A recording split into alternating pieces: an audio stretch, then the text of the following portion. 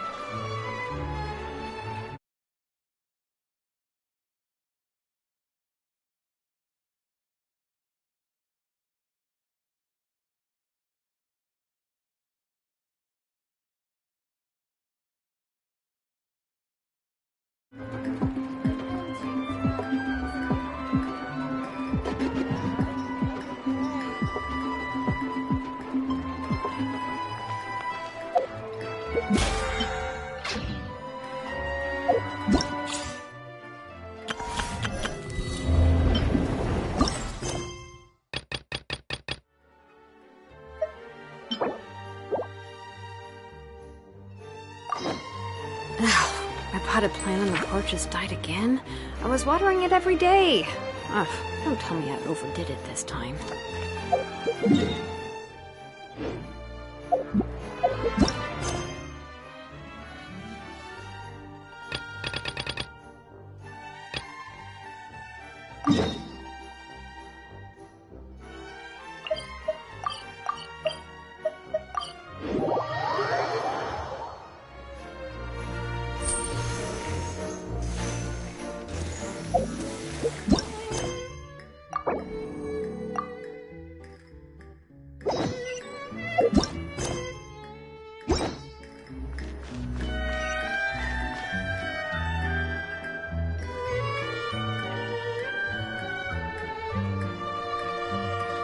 See? Told you they'd be here. Xavier! Oh, and Shiori and Farina too! Ah, Hydro Archon above!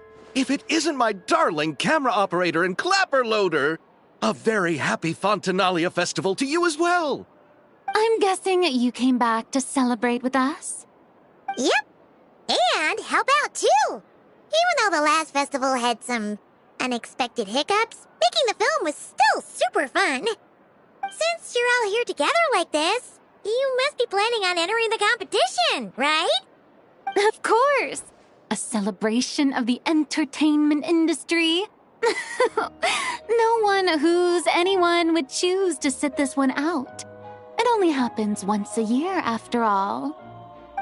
Fontaine Fashion Week might be more my speed, but the film festival brings in a lot of orders and boosts brand recognition, so I wasn't going to miss out either.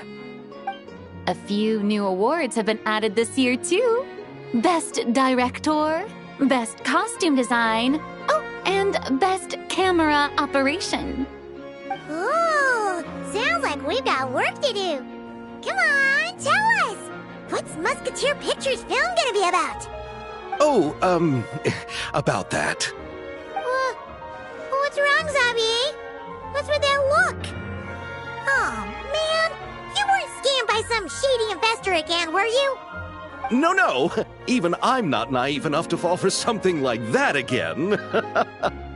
Besides, thanks to the fine people here, Musketeer Pictures has more than enough funds to shoot without investors. And yet problems persist. Huh? What do you mean? Well, we were planning to replicate our past success and shoot a film based on a popular novel. But as we were holding auditions for the female lead earlier today, a striking young mademoiselle wandered in by accident. Her disposition was simply ethereal, the look in her eyes somewhat melancholic. Oh, I wish you could have been there. The awe I felt can scarcely be put to words. You had to be there, friend. No matter where she stood, it was as if her surroundings, even the air itself, turned into the perfect shot. Guess you found your lead actress, then? No, quite the opposite. My script is entirely unworthy of her. I fear it is. Nevertheless, I couldn't help but approach the mademoiselle to ask about her background and what brought her to Fontaine. What did she say? Sadly, she said her best friend was gone. After returning to her own homeland not too long ago, she decided to visit where her friend was from to remember them better.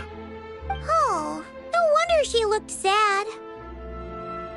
Yes, but that's when it struck me. Why not cast her as the lead in a film centered around her search for this old friend? Huh? You're gonna rewrite the whole script? But is there even enough time? Isn't the prep work super complicated? We might not finish. Think about the difficulties we faced with the Two Musketeers. We had to start from scratch back then, too. I'd say we're ahead of the game this time. Guess so, but... Don't worry, Paimon. Chiori and I have evaluated the proposal, and we support Xavier's decision. I won't really need to start on the costumes until the cast is finalized, so it's not too much extra work for me. Oh, fair mademoiselles. How can I ever thank you? Finishing the script would be a start. You know, compared to a commercial popcorn flick, I do prefer the idea of shooting a more artistic film. One that leaves a profound and lingering impact in the hearts of the audience. I agree. True trendsetters are the people who dare to go against the grain. Wow! Leave it to Director Farina to have a vision. Honestly, though, the artistic passion of everyone at Musketeer Pictures is inspiring. Anyway, now that we've heard so much about this lead actress, Paimon's gotta know who it is!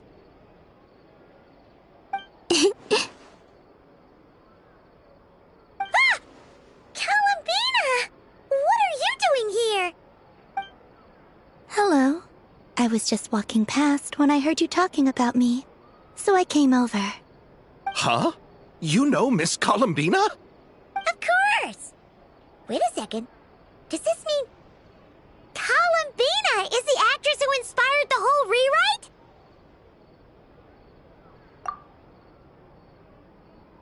Yeah.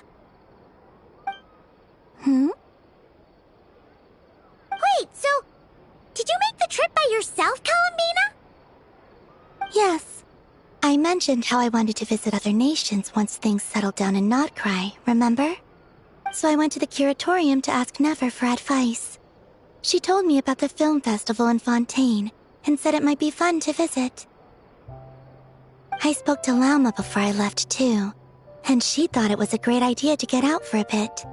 It's just, I received quite different travel advice from the two of them. Oh? How so? Well, Lauma told me to go out and experience new things and make new friends. What a wonderful suggestion. That's how a trip should be. What about Nefer? She said, don't trust anyone and don't talk to strangers. Yep, that sounds like her. I can understand that too. It shows this Nefer cares about you a great deal, Miss Columbina. Yes, so I plan on combining their advice. All I need to do is turn strangers into friends, and then I can talk to them. Huh. That kinda makes sense, but also not. Hey, Chiori. Oh, look who's back. Happy Fontanalia Festival, you two. Oh, looks like we have a superstar in our midst. How about an autograph, Big Shot? Haha, very funny.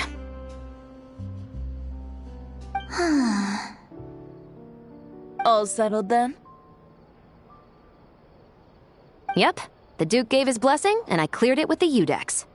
During the festival, inmates with good behavior will get a chance to spend some time on the outside.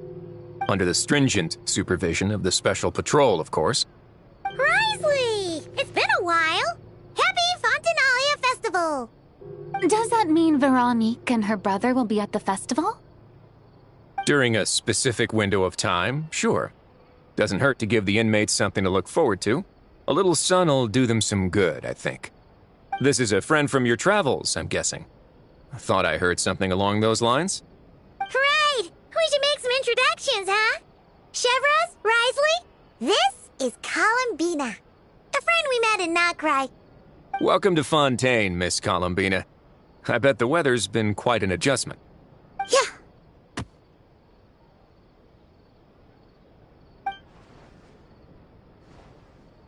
And not the good kind, I take it. No, I quite like it. It's a lot warmer than Notcry. Then what was the punch for? Oh, should I not have done that? The flowers that bloom here are so vibrant, and the people are so kind. I just wanted to become friends as fast as possible. Ah, so that was meant as a gesture of friendship. Is that right, Miss Columbina? Mm-hmm. Isn't that what friends do? Right. Might have been a bit premature in this instance, though. Your friend here is quite the character.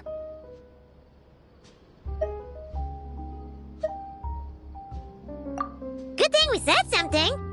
You weren't seriously gonna go around punching every single person in Fontaine, were you? No, just the ones I wanted to be friends with. That's not...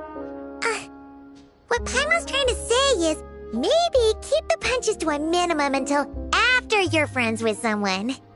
If you say so. You're quite the character, Miss Columbina. So, are we friends? Of course. Any friend of the Traveler is a friend of mine. Yeah. Oof.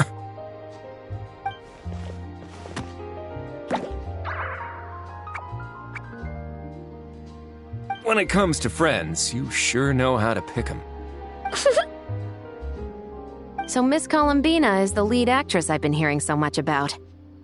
The whole thing about her aura is starting to make more sense. You gonna be part of the film this time too, Chevros? That was the plan. But now that Mr. Xavier has changed the direction, I don't think I'm in quite as many scenes. It's all for the best, though. A different crew asked me to help consult on some of their musket work.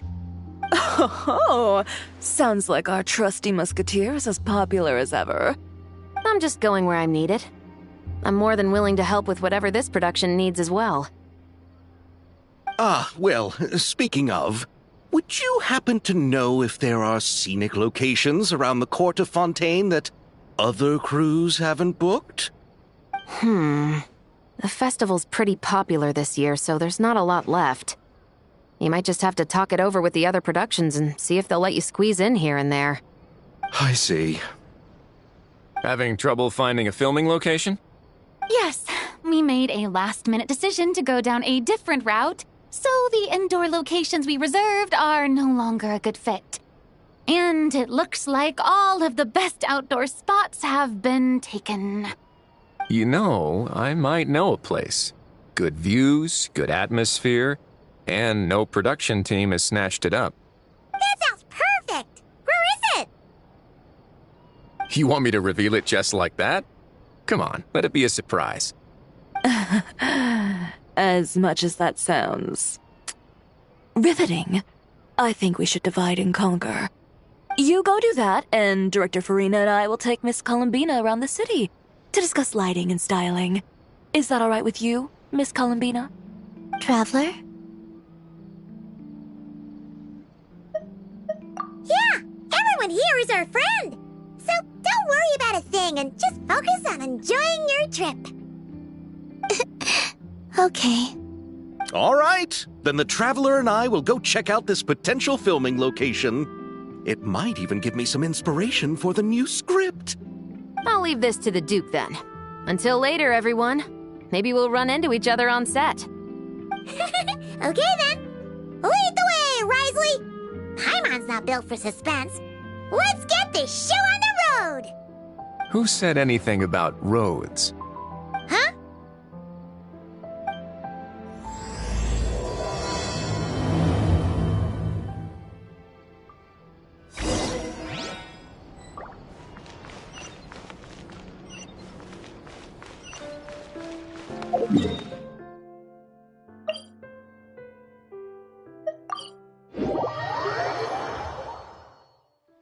No way! You brought the wing of luck It'd make quite the grand backdrop for a film, don't you think?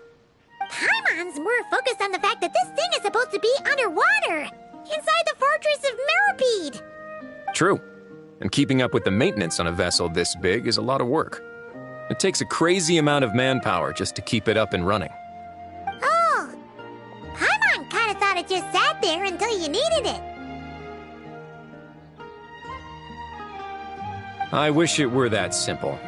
The truth is the maintenance costs on this thing are substantial, so we decided to rent it out during the festival to earn some extra mora.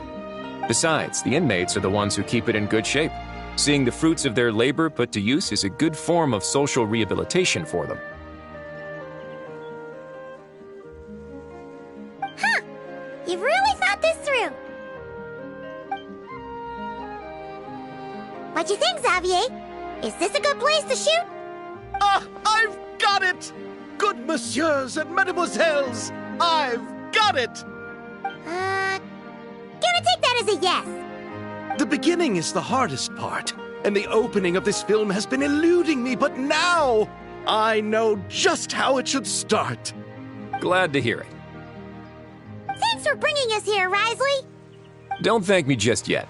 This isn't quite a done deal. Huh? Not a done deal as in someone already rented it out? You said no other production teams had snatched it up! This person isn't affiliated with a production team. The rental fee was high enough to scare off plenty of other film crews, but she didn't blink. Made quite the generous offer, and didn't even attempt to haggle. Do you know what she plans to use it for? I'd like to at least have a rough idea before going in to negotiate. I didn't ask for the details, but I did see what looked like a fishing permit and a business license on her desk. My guess is she's planning on using it for some kind of restaurant or aquarium. A floating restaurant is sure to attract people, but an aquarium sounds cool too. The views from the ship make it a great spot for a date. The winglet might not be under my command right now, but it's always nice to see her admired. A film is sure to drum up some good publicity as well. I do hope we can work something out with the current captain.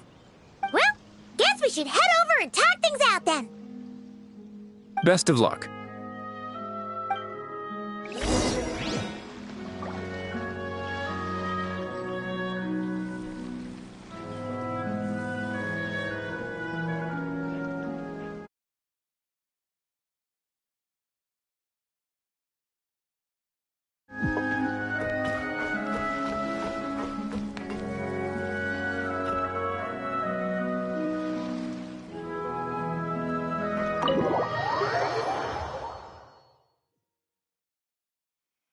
Wow!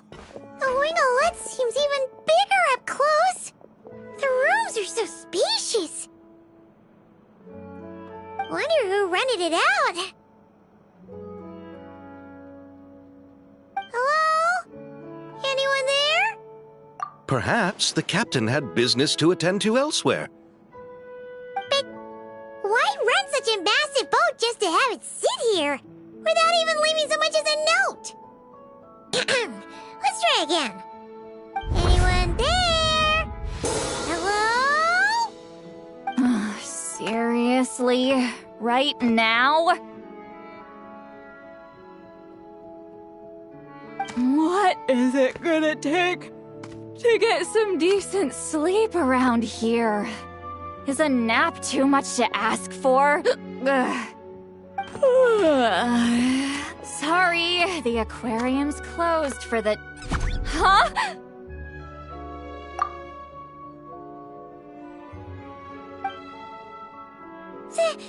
See Lolly?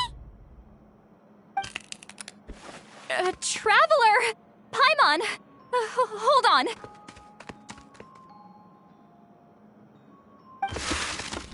Oh, this is just great! How am I gonna go out dressed like this? What happened to my regular clothes?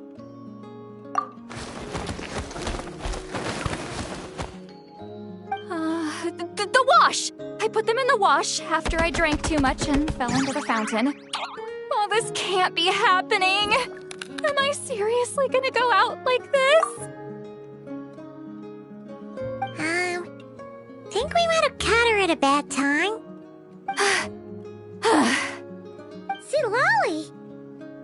I don't want to hear it. Hear what? A single word about what I'm wearing. No comments, none. Is that clear? Oh, yep. Crystal. Huh? You think so? No, wait, I told you not to say anything! What was... Oh, his thoughts. I heard his thoughts. How could I forget about that? Oh, this is so embarrassing. I seemed a little too pleased to get that compliment, didn't I? Wait, the mind reading went both ways. Does that mean the traveler's hearing all this too? You clearly did! Huh? What did we do? Paimon's not following. Nothing. It's nothing. Let's just move on. Did you need something? You're not here alone, I see. Hello, I'm Xavier, a film director and producer from Fontaine. I meant to introduce myself sooner, I just didn't want to, interrupt. No wonder we ran into each other in Fontaine of all places. You must also be in town for the festival, then. That's right. We're helping Xavier with his film. In fact, we were hoping to shoot some scenes on this boat. You're the one who rented it out, right, Seed Lolly? Me? Rent a boat? I wish I had that kind of spare cash floating around. Not to mention the spare time. Don't get the wrong idea, though. I'm not here to sail off into the sunset and live out some cushy retirement life, okay? I'm not that old. Then why you dress like... how did you end up staying aboard the Wingolette? Well, I heard one of my favorite light novels was getting turned into a film, so I came to Fontaine to catch the premiere. Originally, I booked a room near the Opera Epiclese, but I'm quite particular about where I sleep these days. I think it's an age thing. And that bed? I just couldn't sleep in it. I tried to find a different hotel, but with the festival, everything was completely booked. Just as I was worried I'd have to sleep under a bridge or something, I happened to spot a help wanted sign on the side of the road. Oh, so you're here to take care of the boat? No, I was hired to man the front desk. The pay is a bit low, but food and drinks are covered. And it includes room and board during the festival. Plus, the job is simple. So I thought I'd give it a shot. Wow! They actually thought you'd be a good fit, huh? What? You don't think I'm cut out for it? All I have to do is tell people the aquarium isn't open yet. Other than that, I'm free to do whatever I want. It's a pretty sweet gig. That's all? Yeah, I was also kinda shocked. But it's not a lie. Head downstairs and see for yourselves. There's nothing but empty tanks. Not a marine animal in sight. Did your boss mention anything about being open to film crews using this space? Our production was hoping to film on the deck for a few scenes. No. That never came up. You could just ask her. Oh, she's around? What kind of person is she? We should know what we're heading into. She's nice enough, I suppose. Pretty reasonable, too. Even offered for me to move to a bigger cabin if I was too cramped. Back at the Masters of the Nightwind, I'm used to being the one giving orders. But working under her doesn't feel like being bossed around. She seems to respect what I think. Wow, she sounds like a great boss. She did tell me she'd rather not be disturbed, though. She's been working on an important project, so I'd keep it brief. Got it. Thanks for the heads What's up? All right, the captain's quarters are this way. I can take... Wait. But I'm wearing... Ugh, whatever. I doubt she'll care. Just follow me.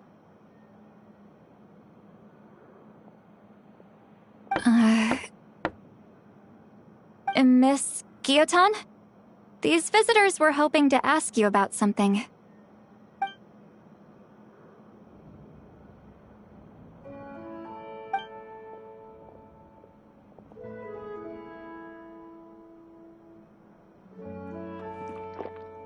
I thought I said to limit the interruptions. Just tell them the aquarium is still...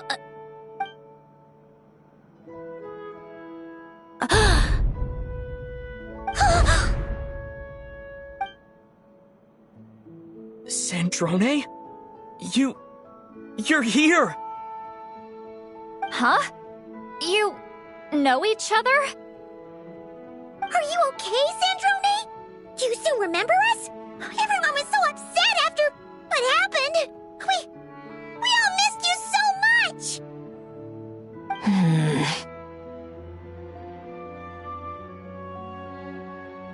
Miss Seat Lolly, why don't you escort this gentleman to the reception area for a cup of tea? I have something to discuss with these two in private. Ah, I see. Right this way, Mr. Xavier.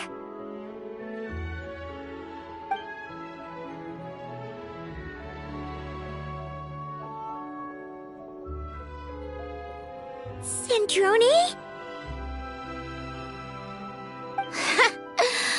I really can't go anywhere without running into you two, can I? Are you okay? During the battle, your core... It was... Destroyed by that bastard Dottore. That's right. But as you can see, I'm fine now. No major issues. Or at least, there shouldn't be. Oh, what a relief! Why didn't you tell us sooner? Or come back to see your friends? Now that I have the chance, I just want to say... Thank you for saving me. Huh?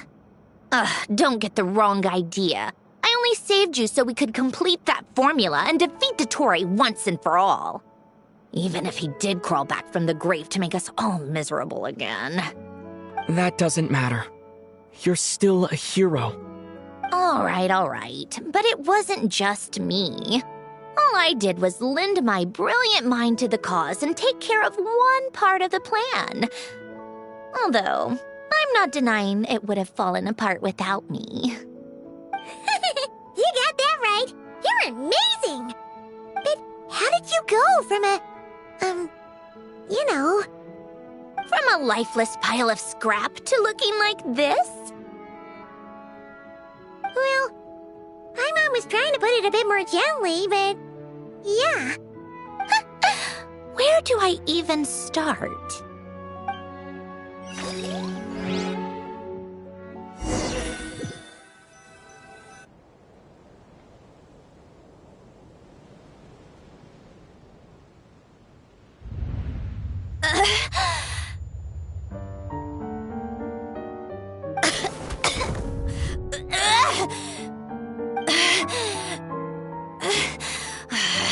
Curse it all! Where am I? Did we do it? How much time has passed? I'm not in one of that lunatic's experimental labs, am I? Wait, Fontanian Decor. Books from the Research Institute. Phew. One thing at a time. Initiate self-diagnostics. Assess the extent of the damage. Cut power to compromised, non-essential components. Then reconstruct available action modules. Severe damage to the core. Dottore, you bastard. Polonia?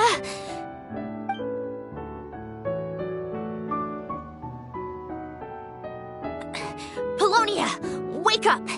Activate!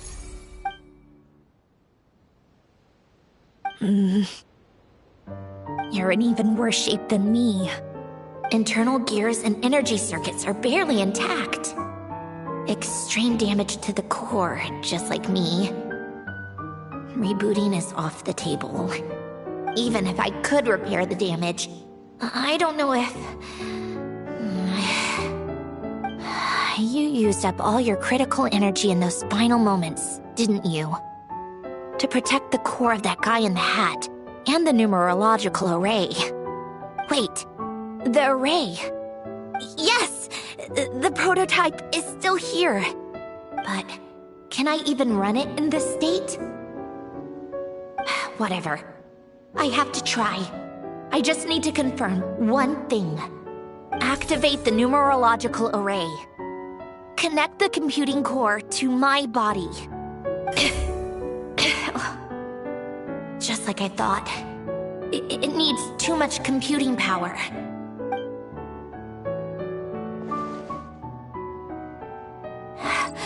Cut off power supply to all functions except the thinking module. Please. I just need to ask one question. Initiate query regarding the 3 Moon Sisters. How many living moon goddesses are there in possession of the Trilunar Authority? 1. It worked. You did it, Columbina. You made it back. But how did I survive?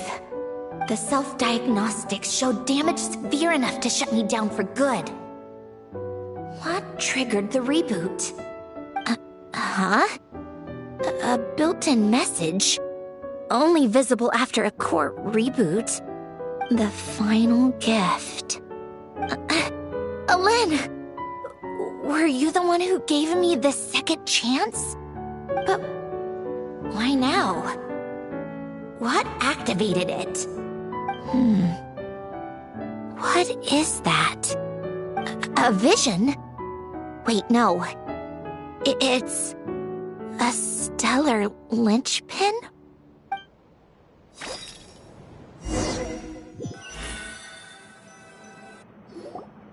A stellar linchpin?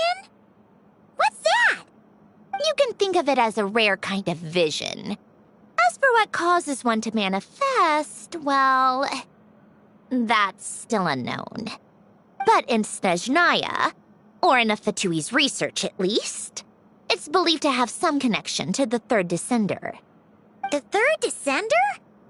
We knew his remains were used to create the Gnosis, but this is the first we're hearing about a stellar linchpin. You knew about the remains? Right, of course. Look who I'm talking to. Yes, the Heavenly Principles used the remains of the Third Descender to create the 7 Gnosis as a means to consolidate the Archon system.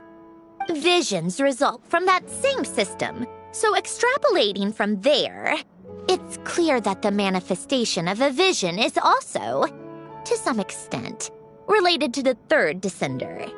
Still following? For those that wield them, visions serve as a means to channel elemental power. The same is true of stellar linchpins.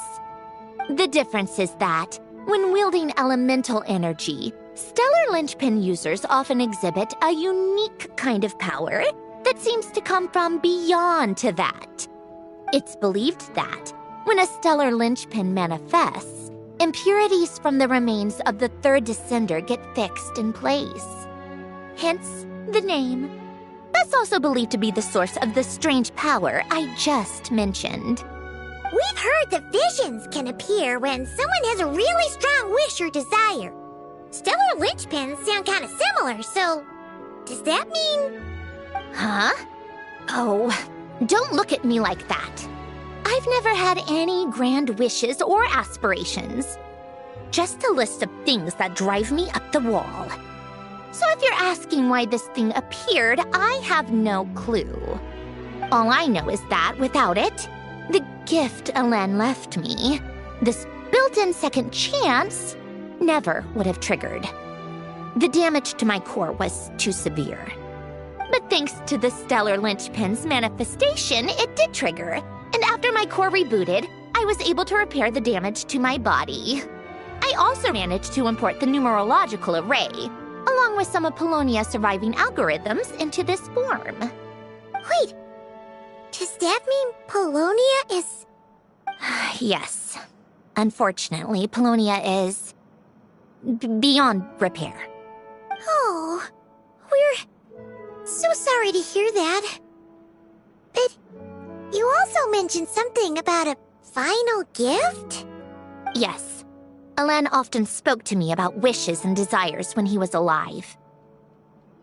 I suppose he thought there might come a day when I wished for something, and was willing to sacrifice my own life to fulfill it. So he left me a chance to start over.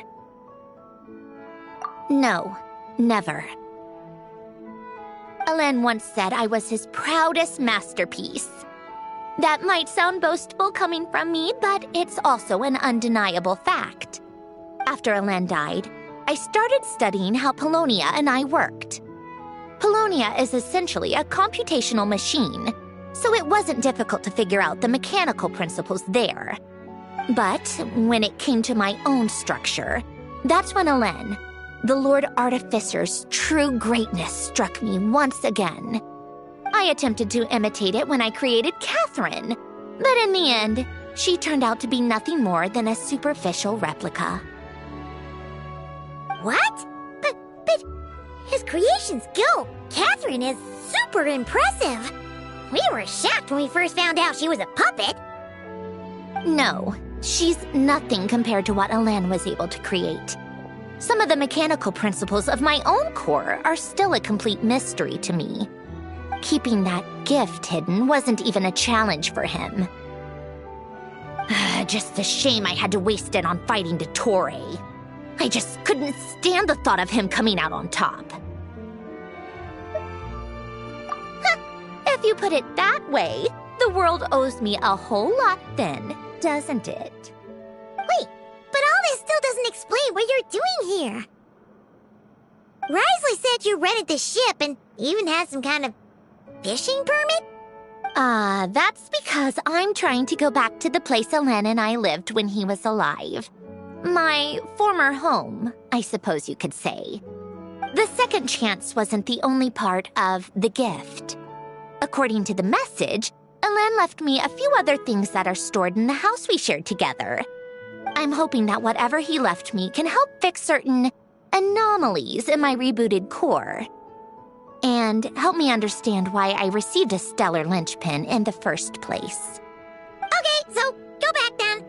What does that have to do with fishing? And to think I'm talking to the saviors of Fontaine. Did you forget that the water levels have been rising for centuries?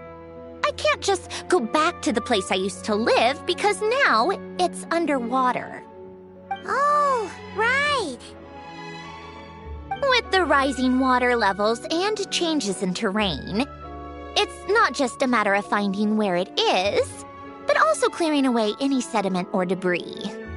But Fontaine law prohibits unauthorized individuals and organizations from excavating underwater ruins.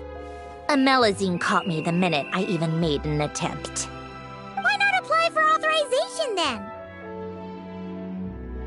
And face the endless slog of Fontainian bureaucracy. No thanks. Besides, I'm a Fatui harbinger. The diplomatic implications alone would be enough to give the gestionnaires at the Palais Mermonia a headache. A fishing permit, on the other hand, isn't difficult to obtain at all. Minimal paperwork required, and under the name Guiltin, the application was a cinch. So you're exploiting a legal loophole? Am I? That underwater home belongs to me. If I happen to chance upon it while doing some fishing, what's the issue with that? Of course, I do have to catch some fish to put in the aquarium, just in case the gestionnaires come to check up on things. That's also the reason I hired someone to man the front desk. Huh? But isn't that kind of a waste? You went to all the trouble of getting a business license and rented out this giant ship. Just for show? If you want to run an aquarium that bad, be my guest. Use the facilities however you want. I'm certainly not going to stop you. All I want is to go back home and see what other gifts Alen wanted me to inherit. Hold on. Enough about me. What are you two even doing here?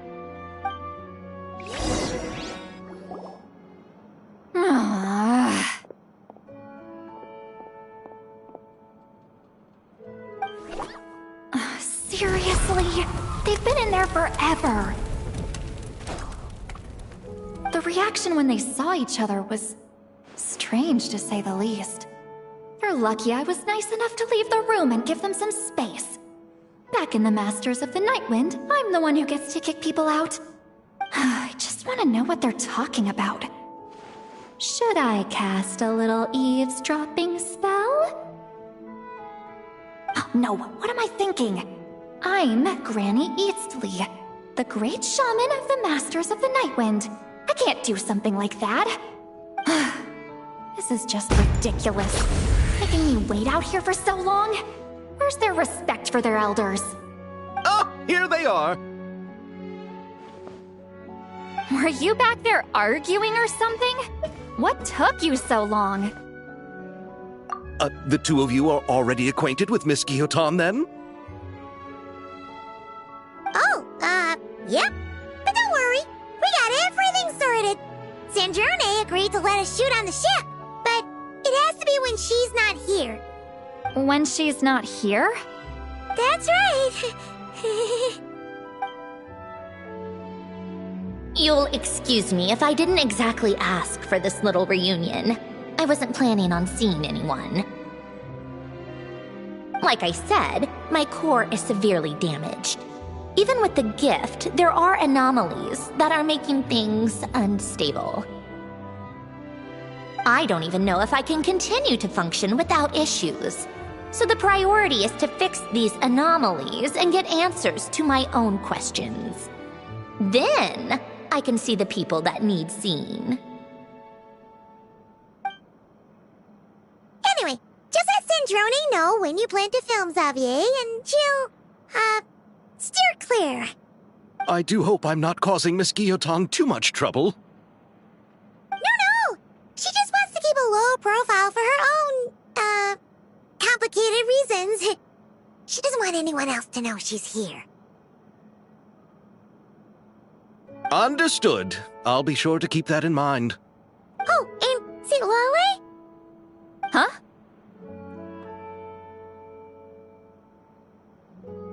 You mean Miss Guillotin? What does she want? Oh, please don't let it be about the pajamas. What? The seventh of the Fatui Harbingers? Why are you telling me all this? I asked the Traveler about you, and I've decided it's best to be open in this instance. I can understand if you would rather not work for a Harbinger. Regardless, the room on the ship is yours to keep. You're an acquaintance of the Traveler, and I plan to honor that. Wait, she's actually nice? It's not a problem. The captain also worked for the Fatui, and he helped Natlan a great deal. We know that there are good people among your ranks. Besides, I've been around long enough to know what it means to earn one's keep. This isn't Natlan, and I don't expect special treatment. Besides, sitting at a desk isn't exactly back-breaking work. I appreciate that perspective, great shaman. Seat Lolly. Just call me Seat Lolly. That title makes me sound so... old. Well, Seat Lolly, the Traveler and I are looking for something, so we'll be heading underwater together soon. I'll leave the ship in your care while we're gone. Together? How often? Not too often. We're heading out in a bit, but I'll be available if you need something. You couldn't, go alone? I wanted to, but he was concerned about my physical well-being. So he offered to come with. guess my mental well-being means nothing then. Huh?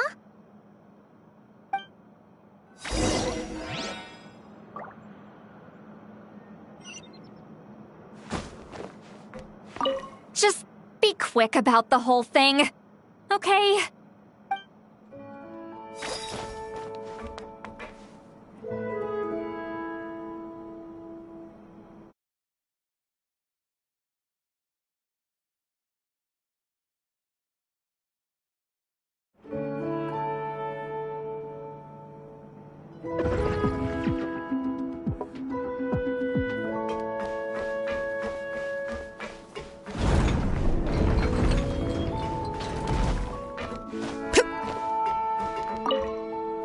All right. Our first stop is the Barrel region.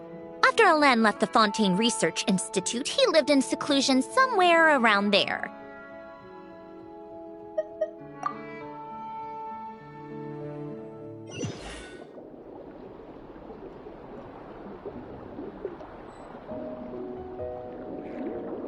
Huh. This place has changed a lot. Guess I really have been gone for a long time. Let's look around and see what we can learn. Oh, and don't forget to catch a few to take back. We need to keep up appearances, remember?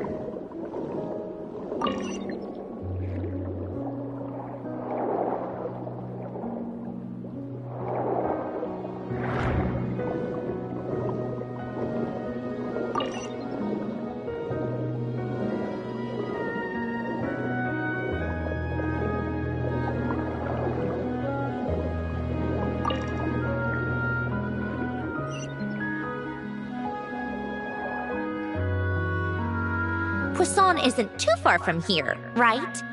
It's all a bit nostalgic, I guess. Back when I lived here, all this was still above water. All right, I have a general understanding of the terrain changes and sediment accumulation. We can stop here for now.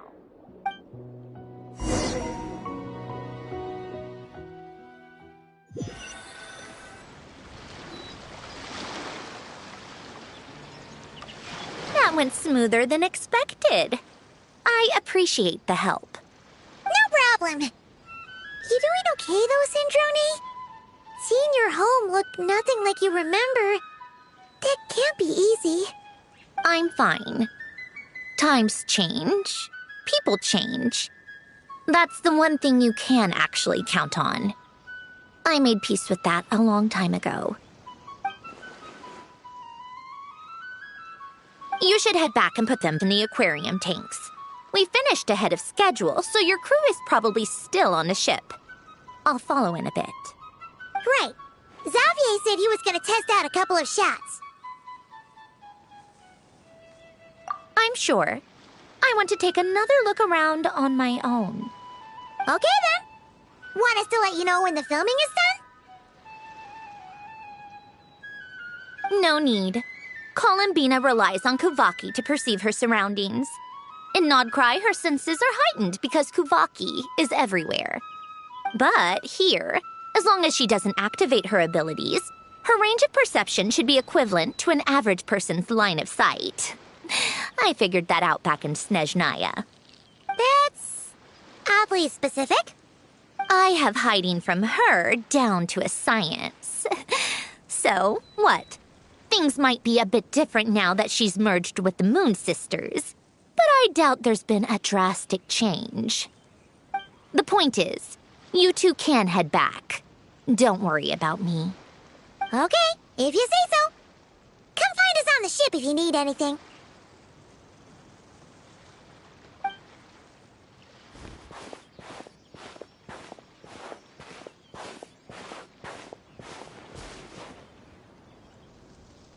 What did you leave for me, Alain?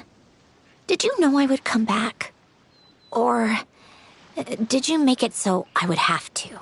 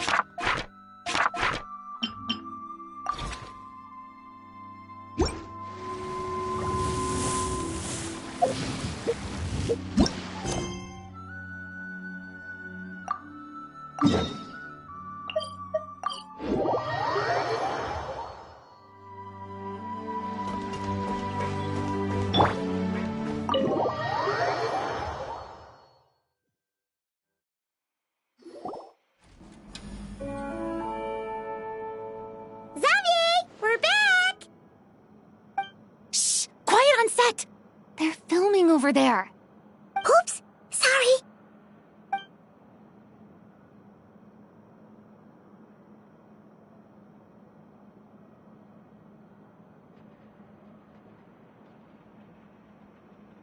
What's your take, Detective?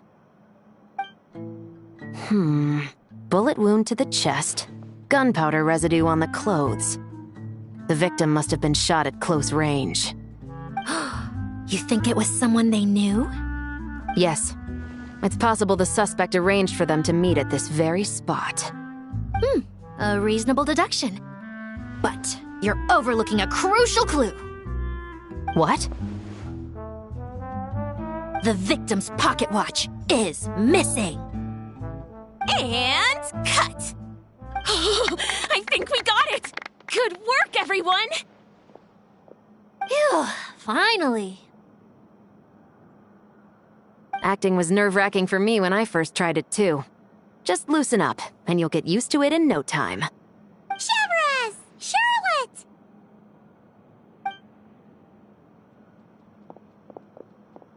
Oh, hello there, you two. You're filming here too? Oh, so Charlotte's crew must have been the one that asked you to help out, huh, Severus? Yep. They heard about a potential filming location and wanted to come check it out. But when we got here, your crew had already beaten us to it. Luckily, Xavier and our director, Lapine Pauline, go way back. In the end, we agreed to just share each other's filming locations. Considering all the last-minute changes, that's just what Musketeer Pictures needed. For sure! Based off the scene just now, you must be the star of the film, Charlotte! You bet! This detective costume really suits me, don't you think? Oh, for sure. You're already right at home lurking in the shadows taking pictures of this and that. Add a notepad and you're practically method. Thanks, Miss Chiori. I appreciate the compliment. That didn't sound much like a compliment to Paimon. So this is a film set?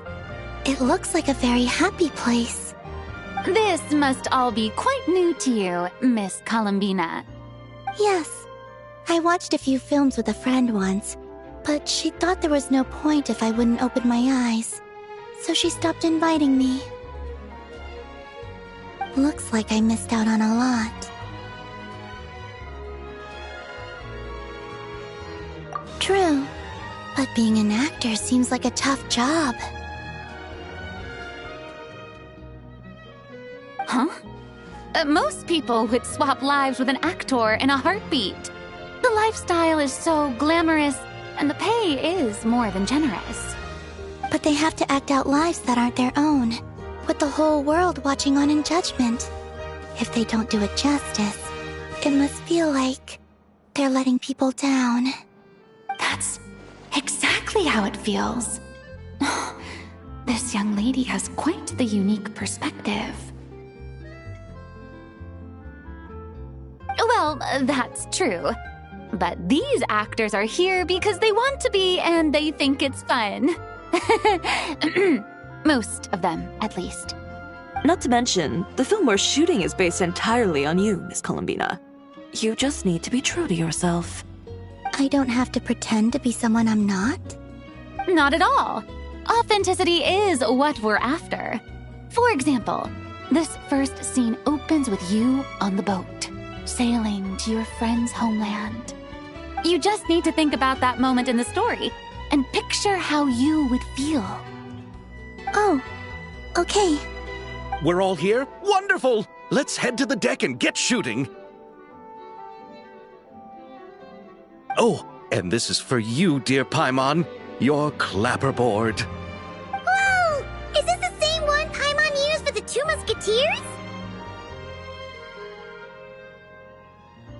The very same. I saved it just for you. Thanks, Xavier! Feels like being reunited with an old friend. Of course! That said, I have a different job in mind for you this time, traveler.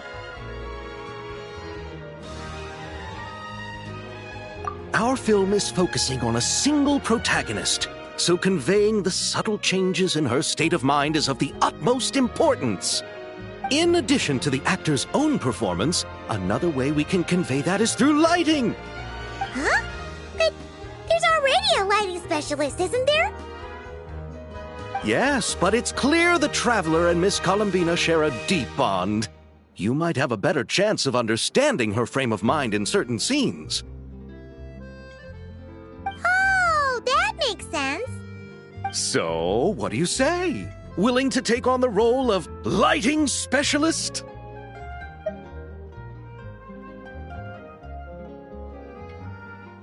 Then we'll combine them! You can be the chief lighting and camera specialist! Ha ha! It's settled! I leave the job of translating our leading lady's inner thoughts in your capable hands.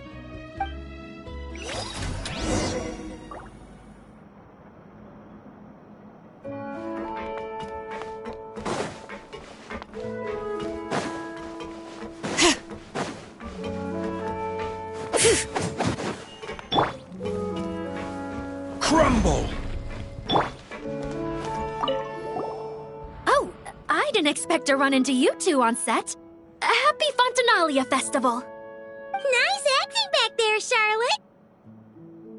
Thanks. I'm, usually the one behind the camera, so it's actually pretty nerve-wracking being the center of all that attention. But I've known Miss Lapine Pauline for quite some time, so we work really well together. Miss Lapine Pauline prefers to assign roles based on our own personalities. She'll even adjust the script to make it a better fit. The scene from earlier was just me and Chevras, but Navi and Emily are also going to be taking part.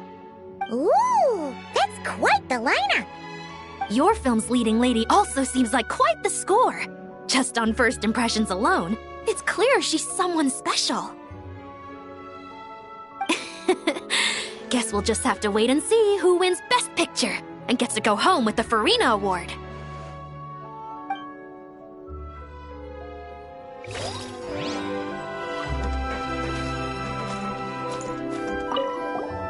Oh, I didn't Nice acting. Thanks. But I've known Miss Lapine Pauline. The scene from earlier. Ooh. Your film's leading. Guess we'll just have to wait and.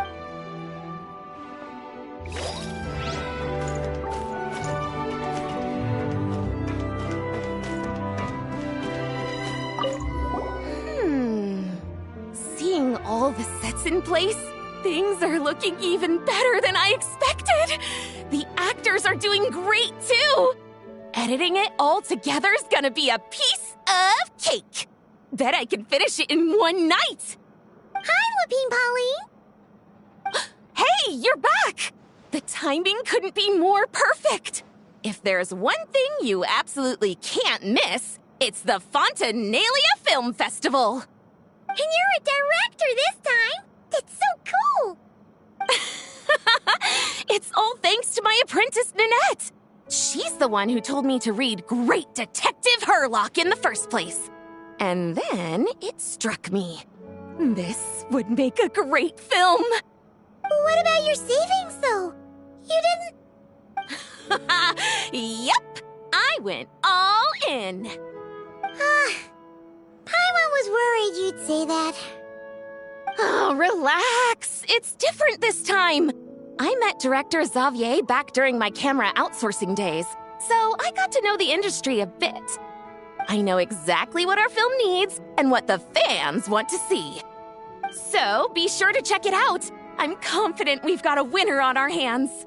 Sounds like it. But we've got some filming chops ourselves. It's definitely still anyone's game. Then may the best film win.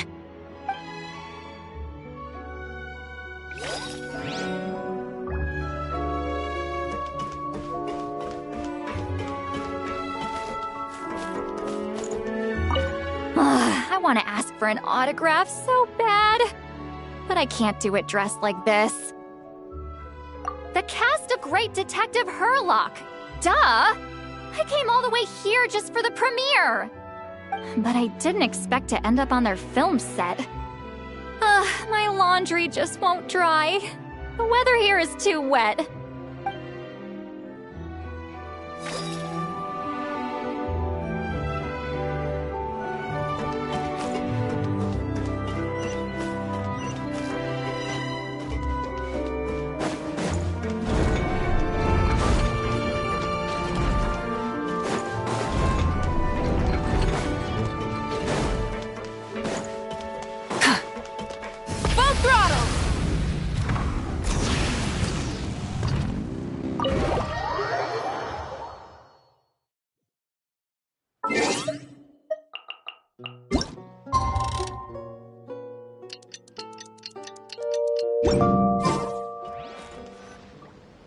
All right, without any further ado, it's time for production on our film, A Homecoming, to officially begin! Turning it over to you once again, Director Farina. All right. Positions, everyone! Camera operator, clapper loader, get set up. Let me know when lighting is good to go.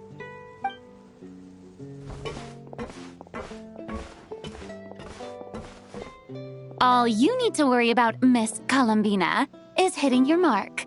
Other than that, just focus on immersing yourself in the emotions of the moment. Okay. Good. Lighting, are we ready?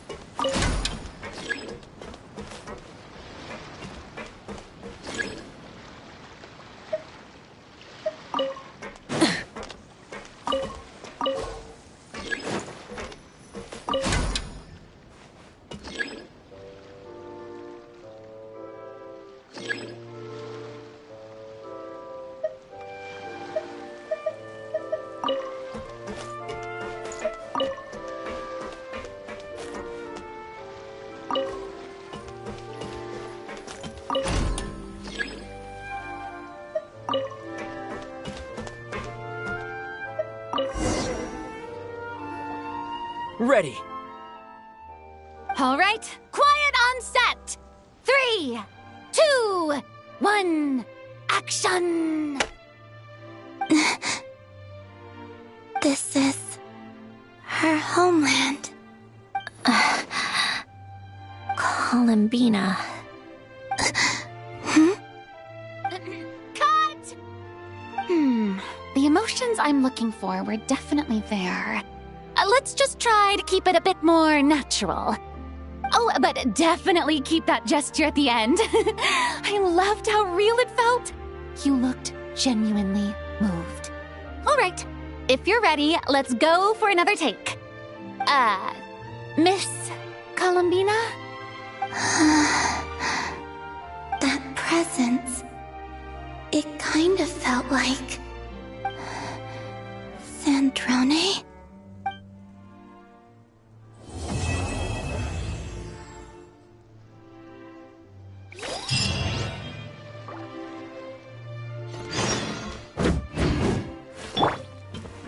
Yeah.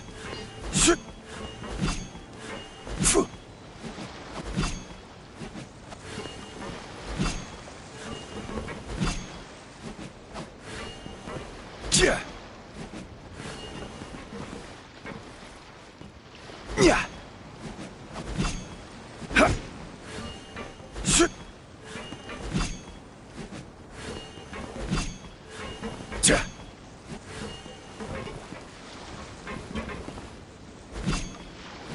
Ja. Fu. Ja.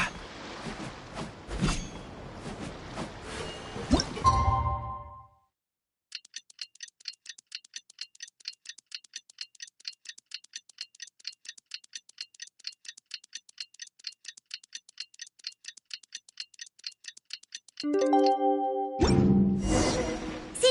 said that if everything goes smoothly, we should be able to pinpoint the exact location of her home today. Let's head to the Wing-O-Lette and meet up with her.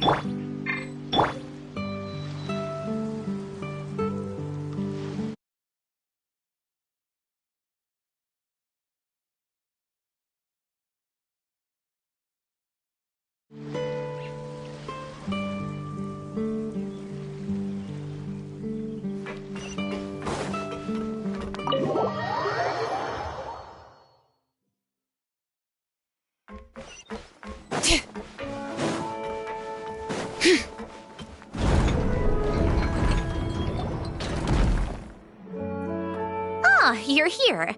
We should get going then. Xavier and the others should be filming soon. How's it going? Have you managed to figure out the location of your home yet? I've narrowed down a few potential locations. We just need to take a sample from each one. Once the equipment analyzes them, we should know the exact location and where to find the entrance. Great! We should get started then.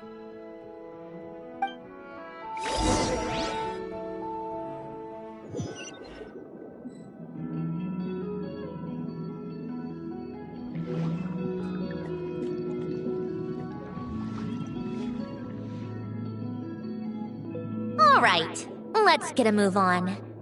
That should do it. Let's head back. The filming should be just about done. We made good time. We might even know the location by the end of the day. You sound pretty happy about that. Do I? I suppose I've just had enough of these anomalies I've been dealing with. The sooner I can fix them, the better. Anyway, enough chit-chat. We have work to do. Oh, but let's head in through the side door. I don't want to run into the crew on the deck.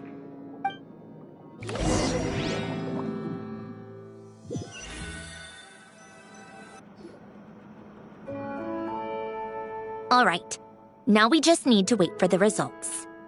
Since we have some time to kill, I suppose I might as well see how this aquarium of yours is coming along. You seemed quite enthusiastic about it, after all. It's really coming together!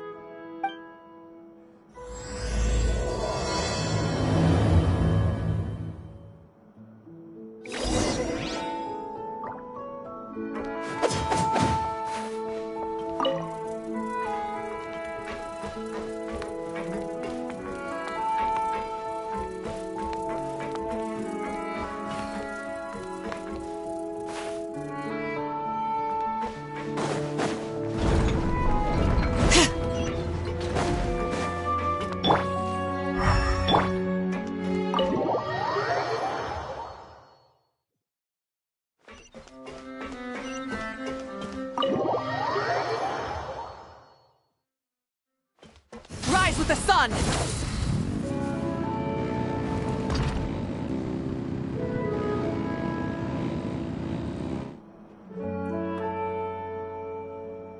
Oh, kind of impressive, actually. These must be the ones we caught the first time we went underwater. Like it? It's fine, I guess. Nothing special. Come on! It sounded like you really liked it just now! You're that proud of it? Is this a sense of accomplishment or something? Well, yeah. And it's pretty! You know it's gonna be gone soon, though, right? What do you mean? After the festival, this ship will be returned to the fortress of Meropide, and this aquarium will be no more. So? So, no matter how much work you put into this place, once the festival is over, it's all just going to disappear. But not making the most of it when we have the chance is an even bigger waste!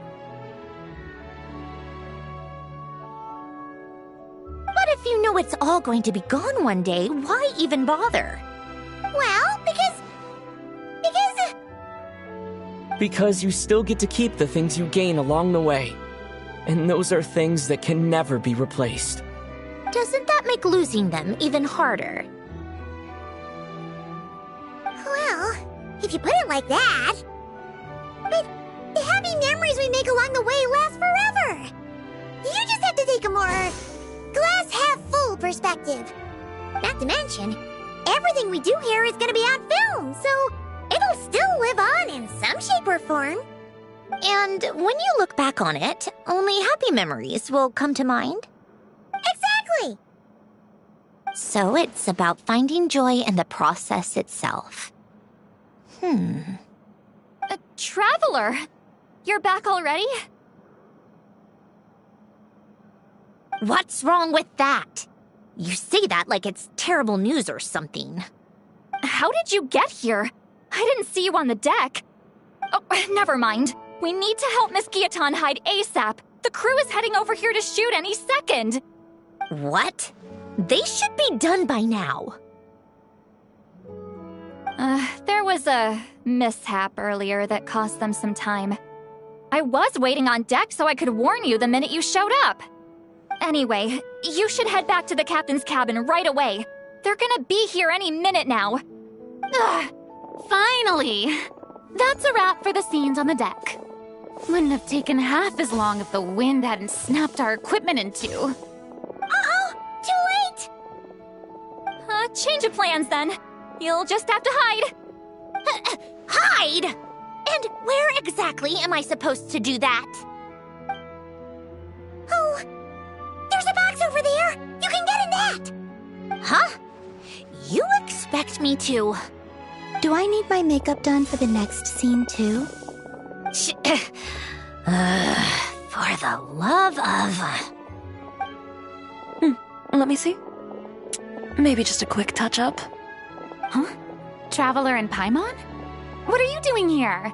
I thought you took the day off to take care of something. Huh? Oh, well, it didn't take as long as we were expecting, so we came back early. What about you guys? You're still not done shooting for the day? No. We ran into an issue that, set us back. It meant Miss Charlotte's crew wasn't able to wrap either. We both still have scenes to shoot in this aquarium. Oh, that's not ideal. For several reasons. Let us help then. The sooner we wrap, the sooner everyone can get some rest. All right. Thanks, you two. Miss Charlotte's crew can go first then. If I'm not mistaken, you still have a night shoot later. Thanks, Director Farina! Of course. Fellow artists should help each other out where we can. Agreed. Well then, camera, lights, get set up. Actors, give your lines a quick once-over. Let's try to get this in one take.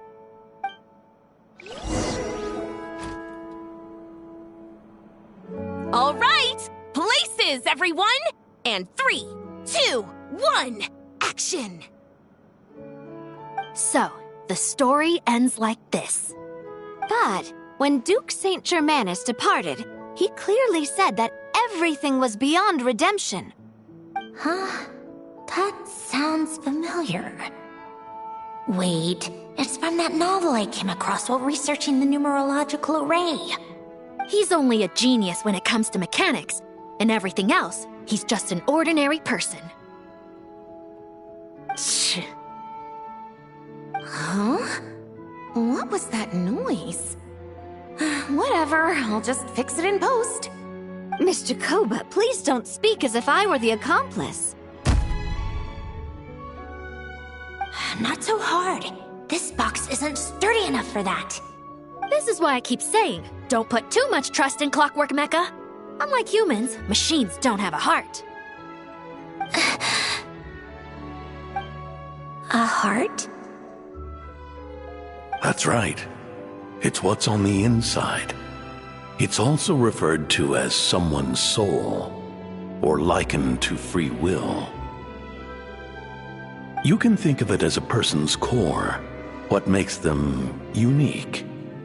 In general, though, people don't believe machines are capable of having a soul. You said my emotion module was faultless. It is, but that's not quite the same thing. Do you think I have one then? A heart? I don't think so. I know so. The question is, do you recognize it within yourself? That's where you're wrong. I can't believe this. Forcing me to hide in a box and listen to this drivel. Me. In the end, clocks tick through tranquil years. Fish swim in crystalline springs. No matter how grand a dream is, it will fade away like this. Forlorn, wordless, silent. And cut. Whew, that was a long one. What did you think? If she makes them do another take, I'm going to flip her lid. And not just the one to this box. Well, there were some weird audio things going on, but acting-wise, it was great. It's a keeper. Perfect! That means I can get out of this box. It's our turn. Camera operator, set up for the next scene.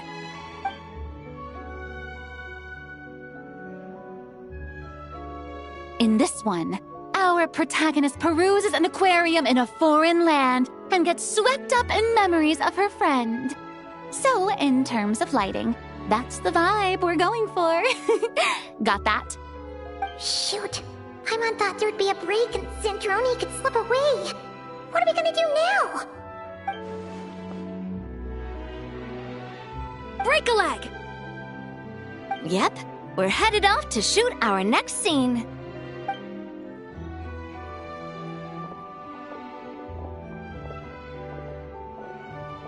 All right, quiet on set!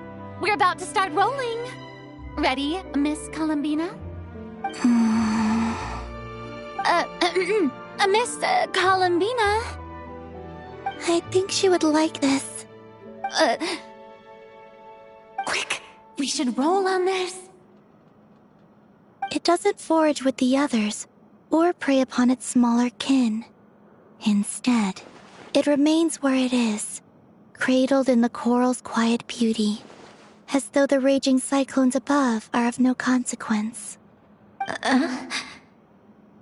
And yet, she still stood before the cyclone in the end. So I think that story has it wrong. She is no different than us. She has a heart. Columbina.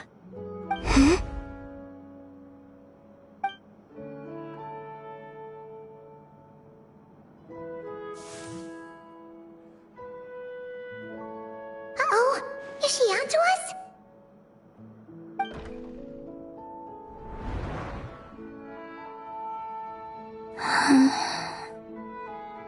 What is she doing?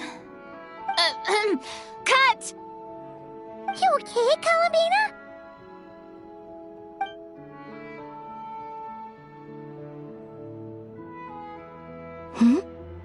Oh, yes. I just thought... Why don't we take a short break? It's been a long day of shooting so far. That last take was beautifully organic, though. We can use it as is. No need to go again. Thanks, Director Farina. But I'm fine to continue. You're sure? In that case, let's shoot some quick B-roll. Then we can move to our next outdoor scene.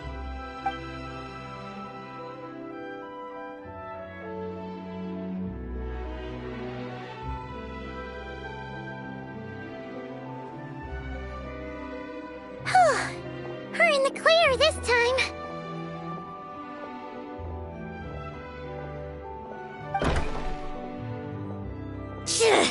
Ugh! Absolutely suffocating! You okay, Sandrone? Right as rain. Come on, let's go check the test results. It's time for me to go home.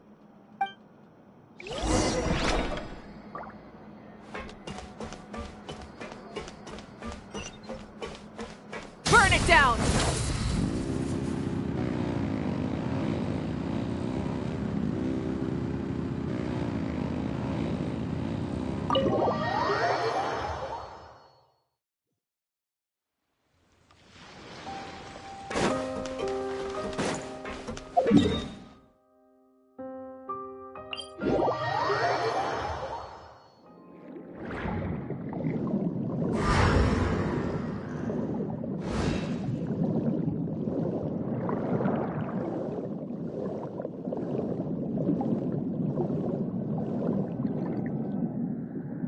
All right, it should be around here.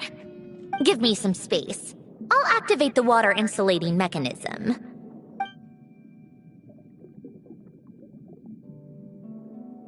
The what? Alain, much like Renee, had long predicted that the water levels in Fontaine would rise. Thanks to his expertise in mechanics, he was able to implement a few simple measures to protect our home from flooding. I told him there was no need, that I would just move when the water rose too high. But it would seem he knew a day like this would come.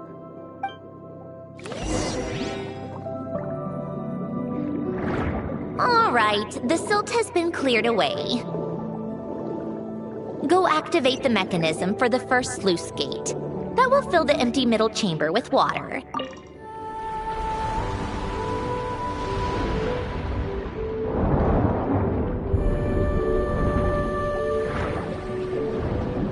All right, now turn on the drainage mechanism in front of the second sluice gate, and this chamber will become empty once again.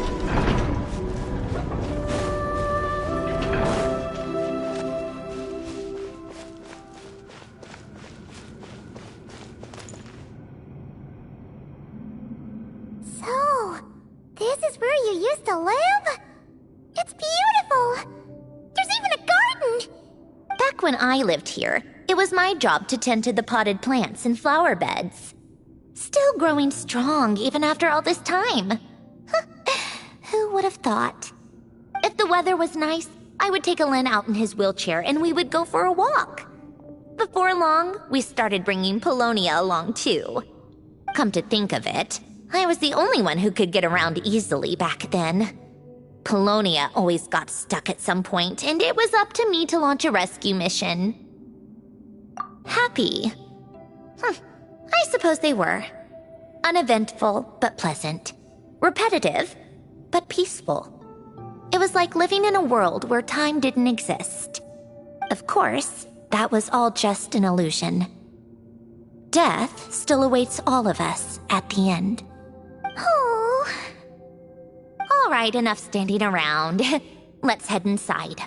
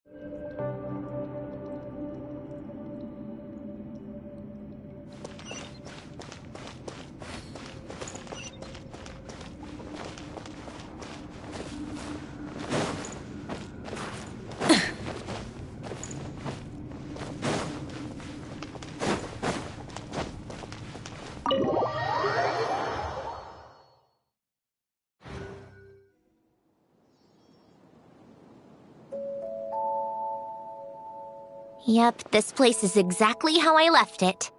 Nothing has changed. What is it? Huh? How did you get... Oh, Arlecchino gave it to you, didn't she? And you... read the whole thing. Just so you know, a lot of that was written a long time ago. At that very desk, to be exact. Anyway, since you've already read it, you should just hold on to it. I can always start a new one. Well, feel free to look around. I'm going to start looking for the gift Ellen mentioned. Oh, but be careful with the stuff around here. I'm not saying you can't touch anything. Just try not to choke on the dust. A warm hearth.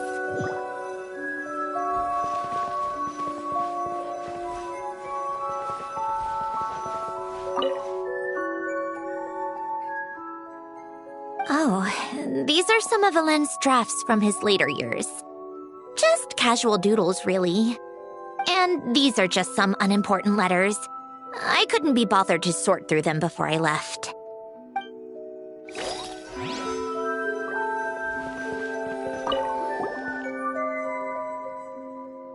Wait, the people in this picture look kind of familiar. Oh, this was taken when Ellen and Renee were both still at the Fontaine Research Institute. Before their falling out.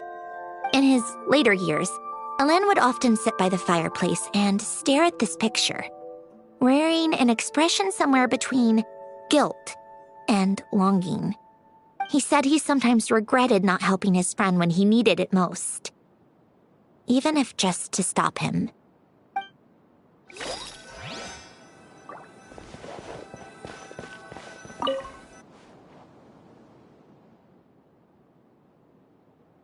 Oh, I played with these when I was little. During the first few months after I was created, I mean. At first, Ellen and I would play together, but it didn't take long for me to become unbeatable. So, Polonia and I played together instead. Yeah, these don't look like Paimon's kind of games. Logic and math puzzles? Those happen to be my specialty. It's been so long. What do you say? Should we play a few rounds? Let's go with this one. The gears on the left are stacked from largest to smallest. The goal is to move them to the other side in the fewest number of moves. Just remember, you can't stack a bigger gear on top of a smaller one.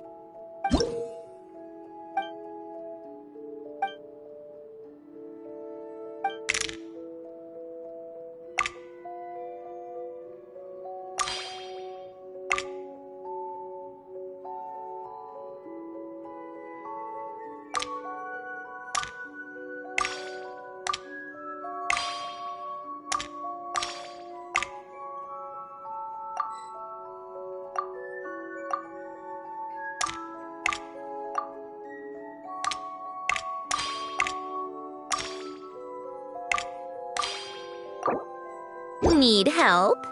You seem stuck. This should go here, then this here, and done. Well, what did you think of the game? You showed quite a bit of promise, too. We should do this again sometime. There are other puzzles we could try.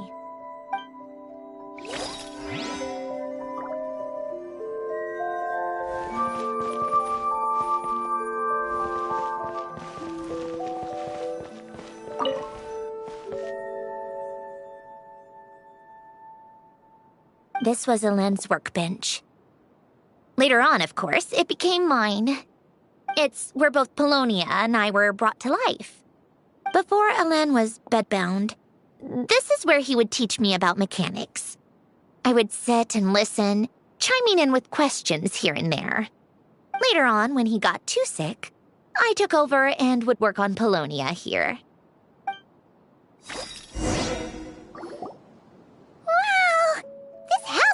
With so many memories!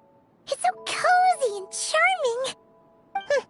You should have seen it in its prime, when people actually lived here. A lit fireplace, a steaming cup of coffee.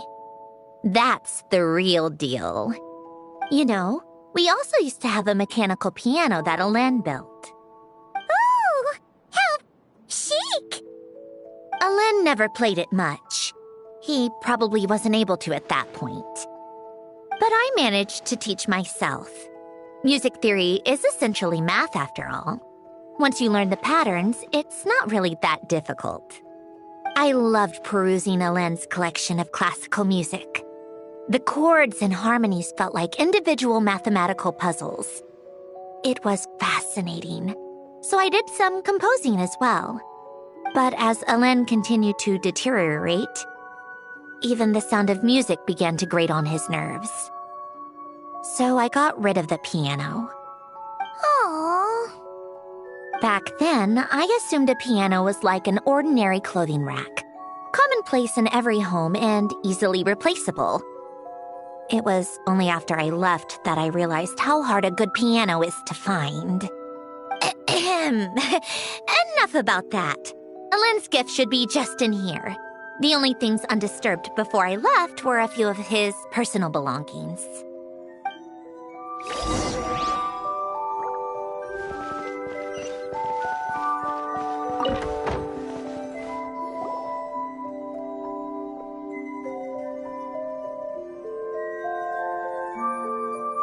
Wait, there's a hidden compartment at the back of this box. Looks like it's locked with some kind of gear mechanism. Knowing you, Helen, I'm guessing it goes like this, then like this. Got it. Am I a genius or what? Let's see here. A box? Well, you gonna open it?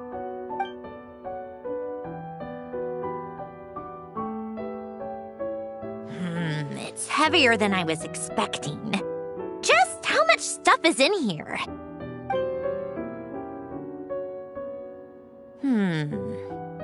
A letter? And a bunch of junk underneath it. None of it seems that important. Wait a second. This should be it. A cube? It's a multidimensional algorithmic core. Helen would use it to store information. Only Polonia and I have access. All right, I'll start looking into the core and the letter. Feel free to go through the rest of the stuff and see if there's anything useful.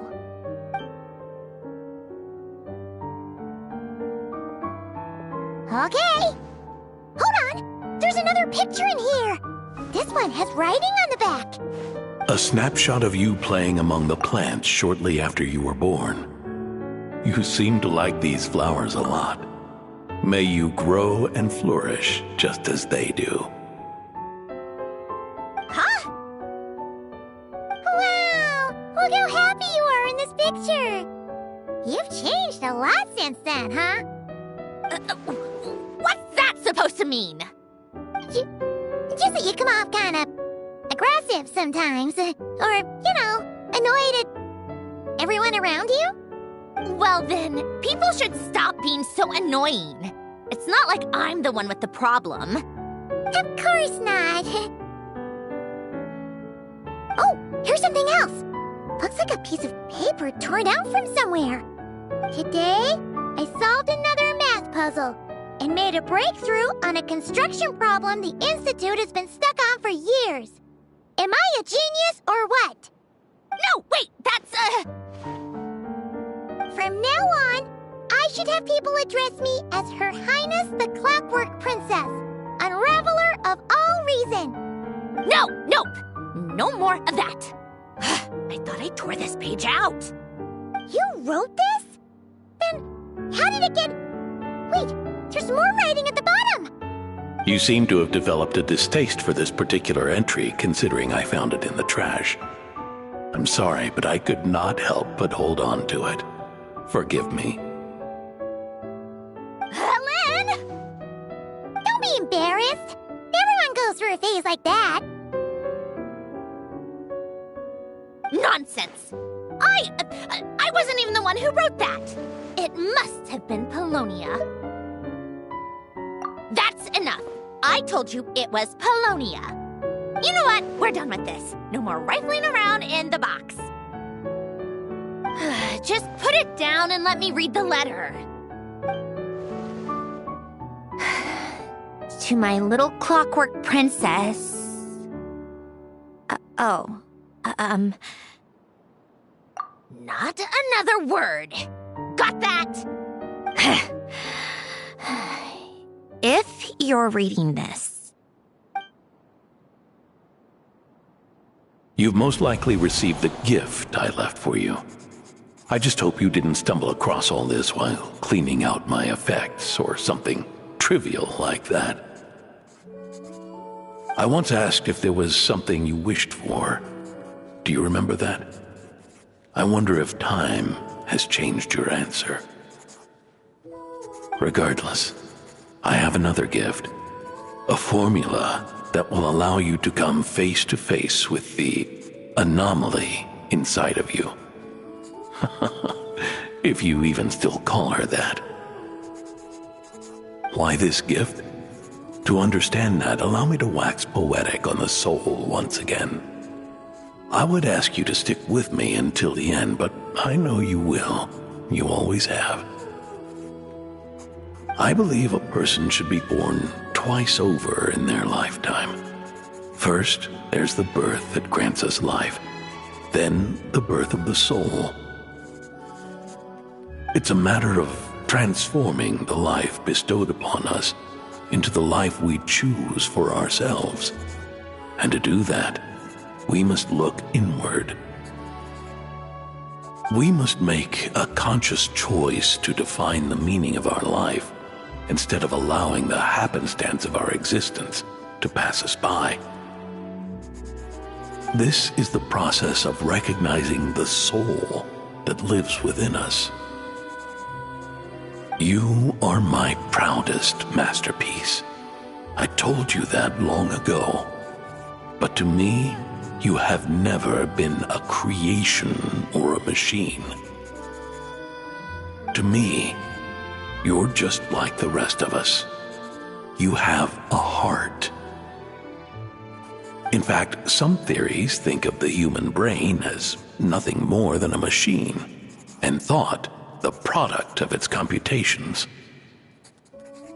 So you see, perhaps we're not so different after all. Your inner machinery is just far more advanced than most. No matter how one looks at it, the heart is a complex thing, a place where logic and reason collide with our emotions. Your computational capacity allowed you to become sentient and develop logical reasoning. But it also granted you something that, on the surface, might seem contradictory: emotion. Emotions and logic often clash with each other, and those instances of discord can accumulate over time. That is the source of what you refer to as the anomalies within you. As you told me once, you've always known what you don't want, yet you've never wished for anything in particular. Similar to how a blind person can feel when a part of their body is in pain without being able to fully visualize its form, such is your relationship with your soul. So, what I leave you now is this: a formula that will allow you to see the shape of your soul. For if you want to protect your heart, you must first be able to recognize it within yourself.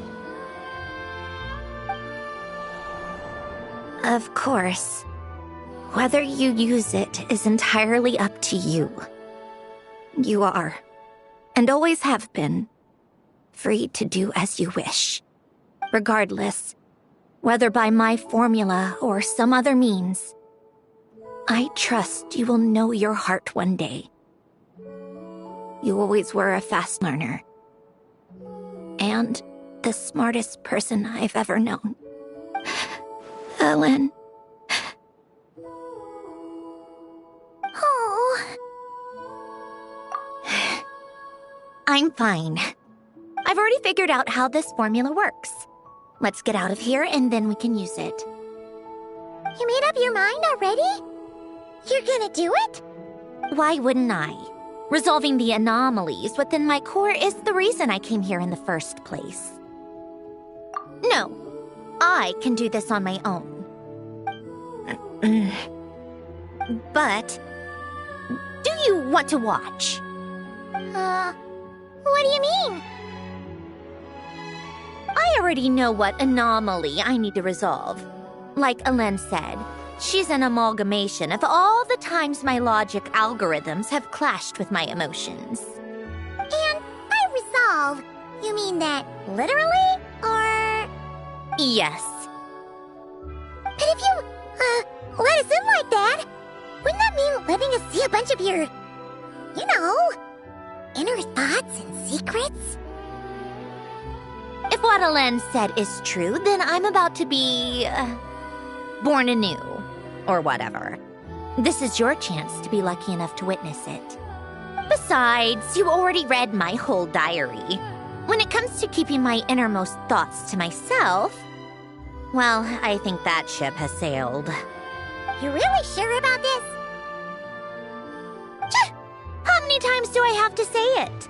I finally let you in as... friends, and you want to question it. I'm not gonna offer a second time. Enough with the mushy stuff. Just follow me.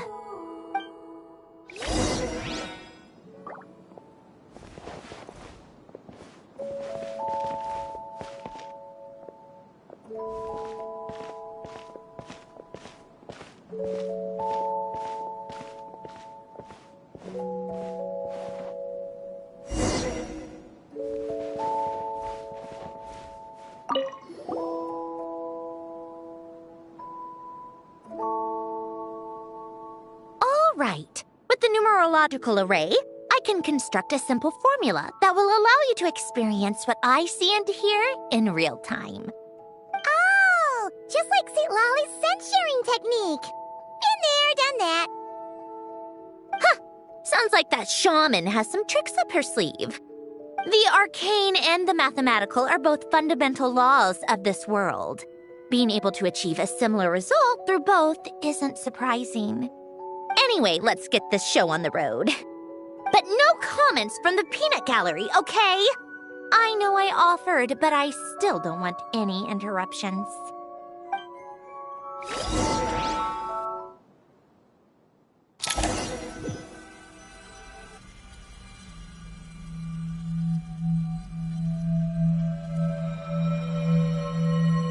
Is this... my heart? No, it's probably just the result of Alen's formula. A space dedicated to resolving anomalies. Huh. But it looks like the walls are all... mirrors? You made it. About time. Is that me? From the past? You just spoke of anomalies. Well, here I am. What happens when emotion contradicts reason? Shall we sit down and talk?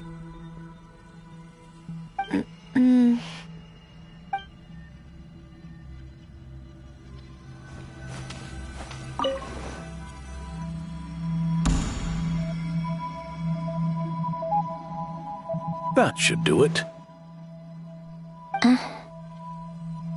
Hello? My name is Alen Guillotin. Can you hear me? Brings back memories, doesn't it? The time we spent here. Here. I want you to have this. A notebook? You can use it to write things down. I don't need to write things down. I have unlimited memory. Even so, some things are more important than others, right? You can use it to write about the things that matter. So you wish me to carry out a basic priority sorting operation? I suppose you can think of it like that for now. But journaling is also an act of finding oneself. Much like we use wooden stakes to guide a plant to grow in a certain manner, What we choose to write down gives the soul much-needed direction.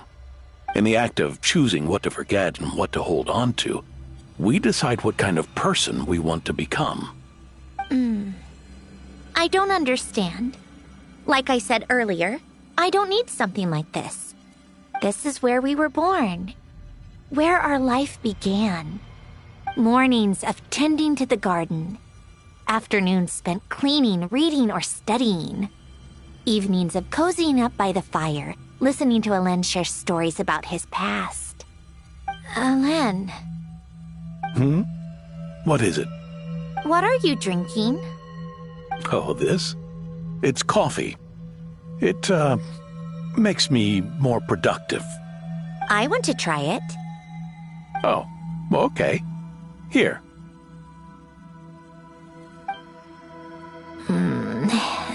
Bitter.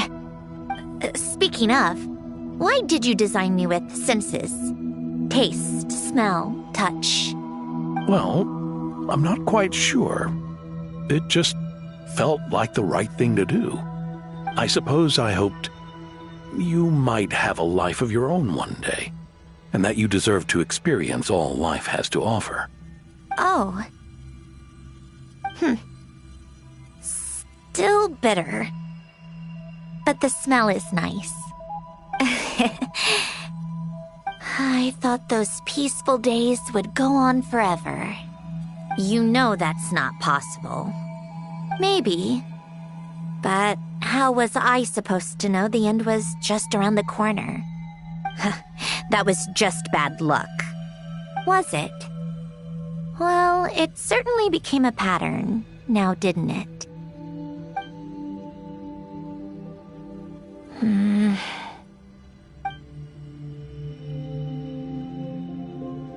Over time, one of the habits we picked up from Alen was a love of coffee. We even took to hosting tea parties. A machine acting like a human. Kind of laughable, right? I suppose that's just what I'm used to. Yeah, that's just what we're used to.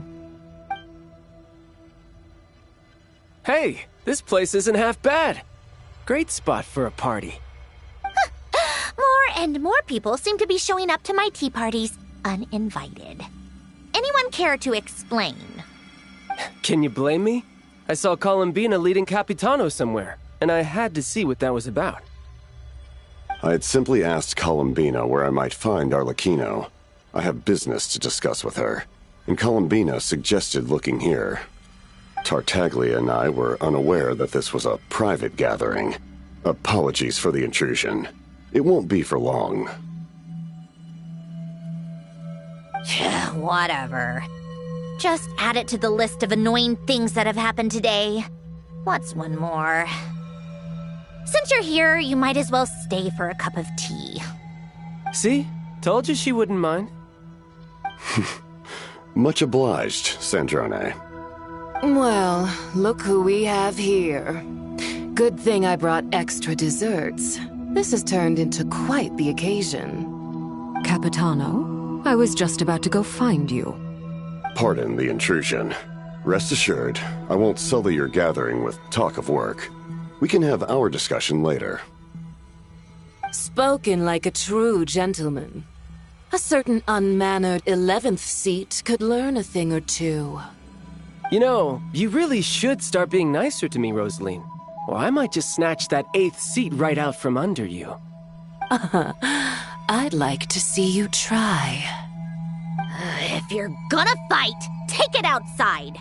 The only mess I plan on cleaning up is tea-related. I still don't understand how our quiet afternoon turned into such a crowded gathering. One by one, people just kept barging in. And then, one by one, they left without a word. Yeah, pretty annoying, huh?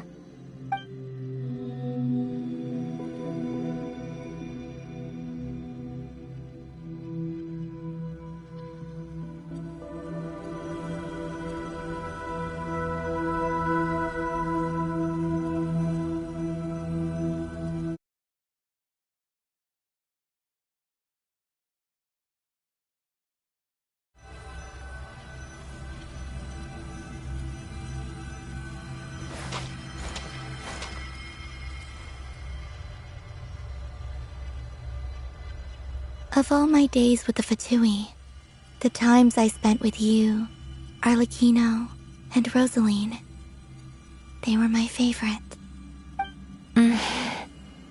Goodbye, Sandrone.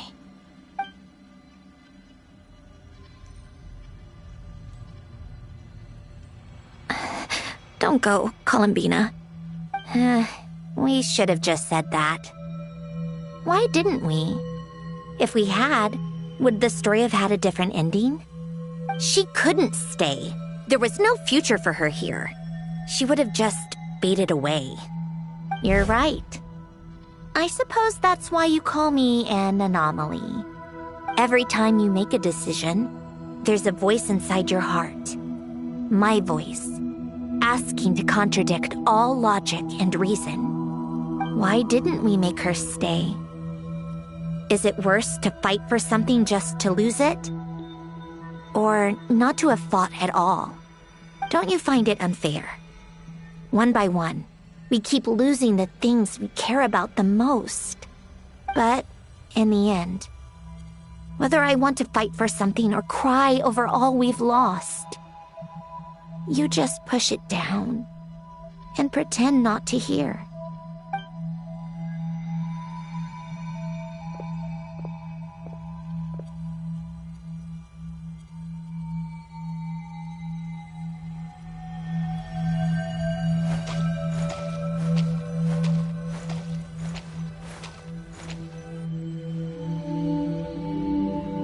And now, even Polonia, the other half of Elend's legacy, the last remaining member of our family. Even Polonia is no longer with us. I did everything I could, but it's just like Elend always said. Polonia was one of a kind. There was no replicating what he managed to create. Don't you feel like our connection to the past is fading bit by bit? Like, even the things we have left are slowly slipping away. I suppose. But you can't move through life without having to say goodbye. And even as we experience loss, there are always new things to be gained. Ever so logical. What's your take, then? It feels like the more I care about something, the faster the world takes it away.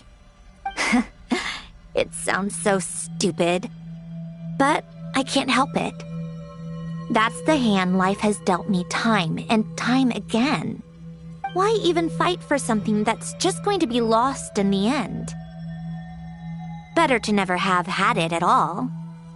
Better if it would all just disappear. Dark, I know. But the heart wants what it wants. Maybe the stellar linchpin appeared because of me. Because of what I wish for. I don't think so. Yeah, probably not. What an anomaly wants goes against all logic and reason after all. Well, go ahead and do what you came for. You're here to resolve the anomaly, aren't you?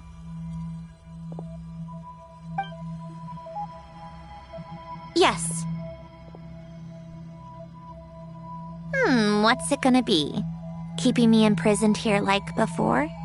Or eliminating me entirely, like debugging a code? That might actually be a mercy. I don't care. I just don't want to experience the pain of loss ever again. Go ahead. I'm ready.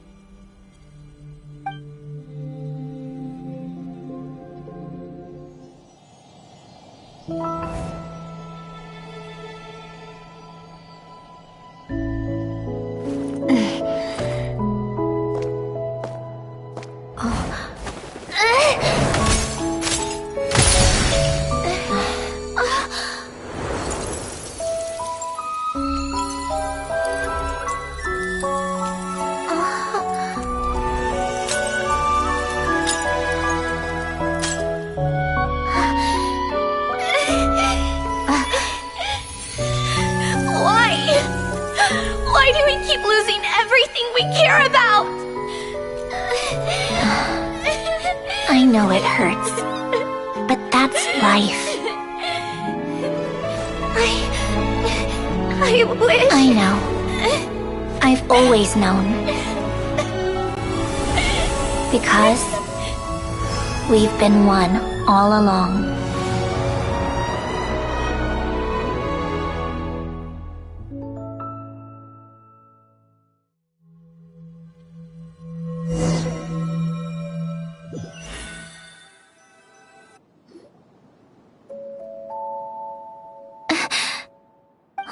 Sandrone? I'm fine. It's okay to cry, you know. Cry? You've got to be kidding me. Save the comforting for someone who needs it, Paimon. The emotional side of my core algorithm. My emotion module has always been fully developed and operational. Ellen tried to tell me that too. I've just chosen to ignore her voice all this time. I suppose. Huh. Come to think of it, it's kind of like the aquarium on the ship. The aquarium? The old me took one look at it and saw something I would inevitably lose. So I stopped putting in the effort. Then, one by one, the fish all swam away, and the place became even more bleak and depressing. Pretty pathetic, right? Don't say that. A lot of people would feel the same. It just shows how much you care about what you have. Now? After seeing what you've done with the aquarium, I have to admit, I think it's beautiful. It's like you said, we get to keep the things we gain along the way. And those are things that can never be replaced, because we choose to hold them in our hearts. Well said! Besides, I've already died once. I'd be stupid not to make the most of this second chance. Right! Earlier you, or your inner self, mentioned something about her wish. What was it? You think that's something you can just ask and I'll tell you? Think again. I may have accepted my emotional self, but I'm not about to go all soft and mushy on the inside and pour my heart out.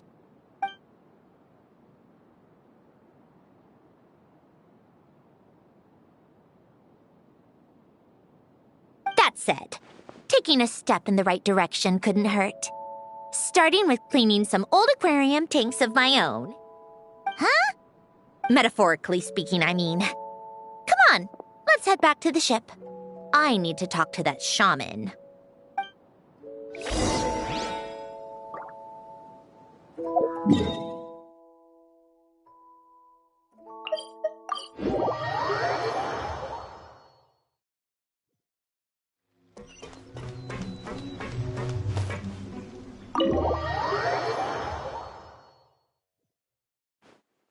Huh? Resentful lost souls? You couldn't get comfortable sleeping near the Opera Epicles, right? Well, I bet that's why. The Fountain of Lucine is where all the water in Fontaine gathers. So that's where the emotions within the water converge as well. Hold on. If it's souls we're dealing with, feeling uncomfortable should have been just the beginning. I should have been able to hear their voices or something. And under normal circumstances, I'm sure someone of your talents would have. The problem is, these souls are no longer complete. Remind me how they ended up like that again? You mentioned something about them being split apart? Yes, it's called soul severing. Renee of the Nartsitzenkreuz Ordo came up with it. After learning of Fontaine's impending doom, Renee thought if he could find a means for the soul to live on in perpetuity, it might ensure the world's salvation. Soul severing was the first step of his research. Unfortunately, his theory of the four orthants was imperfect at the time, and a failure along the way caused his physical form to dissipate. Jakob, another member of the Nartsitzenkreuz Ordo, sought to carry on Renee's legacy and restore his physical form. He even used some of the people who stood in his way as test subjects for his research. By severing their souls? Yes. After Renee successfully awakened, the two continued their research, and all the severed souls ended up merging into Renee's consciousness. After you saved Fontaine by turning Fontainians into true humans, these souls returned to the ley lines. But the souls severed before Renee awakened had nowhere to go, doomed to forever wander the waters of Fontaine as listless spirits. Almost as if they exist outside the bounds of this world. Unrecognized by the ley lines or fate. No wonder I couldn't sense them.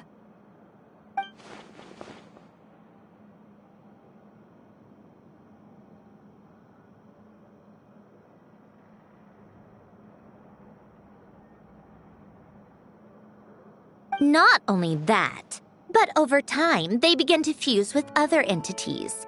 Their inner resentment lured in all sorts of evil beings, which corrupted and defiled them into nothing more than accumulations of filth. But the full transformation must have been recent. Otherwise, the Udex surely would have noticed. Wait, no, he must know already. That would explain the underwater Melazine patrols. No wonder I kept running into officers from the Mara Chaussee Phantom earlier. In that case, let's go find Nervalette and we can sort it out together. No, not just yet. Why not? For one, the diplomatic castle alone would be a nightmare. Even though I haven't reported back to Snezhnaya yet, I'm not planning to leave the Fatui anytime soon. Besides, with me here, success is a done deal. Involving other people would just complicate things. All I need is for Miss Lolly to help pinpoint the location of this monstrosity. Think you can do it? With my eyes closed. This is what I do. I'm a lot better at it than manning a desk, at least. But, how exactly do you plan on resolving this soul stuff? Even to me, there's no obvious answer. Seems pretty complicated, all things considered. Just trust me. I have the perfect solution. Oh, all right. If you're that confident, we'll follow your lead. Why the sudden interest in helping Fontaine with this, Androne? You never knew Renee and the others, right? No, I didn't. And you're right. This problem has nothing to do with me. I wouldn't get within 10 feet of the Nartsitzenkreuz Ordo or its members. But in his later years, Elan told me he regretted not helping his best friend when he needed it the most. He also felt sorry towards Marianne for being too lost in his mechanical research to look after her properly. If he were still with us, I think he'd do the same. He might have a few choice words to say about it, but even after everything, he wouldn't leave his friend's mess for someone else to clean up. Friends shouldn't hold grudges or leave behind regrets. Fixing what happened between him and Renee was one of his greatest wishes. All I'm doing is fulfilling it in his stead. You really do seem a little different now. You mean everything that just happened wasn't for nothing? Why, thank you for pointing out the obvious, Paimon. Just washing off the grime of the past. Turns out, a lot can build up after being ignored for so long. What's this about aquarium tanks all of a sudden? They go off on some grand adventure and what? Now they have their own private code? Stupid. All right then, Lolly. Tracking this thing down is up to you. Huh? Oh, right. No problem. You got this, Granny Eatsley! You! Come with me to Hotel de Boer for a drink. Right now. Why? Because I said so! Miss Guillotin, I'll report back on the location tomorrow morning. Just need a drink or two first to bolster me up. Well, don't let me keep you. All right, you. Time to go. I've got scores that need settling. Huh?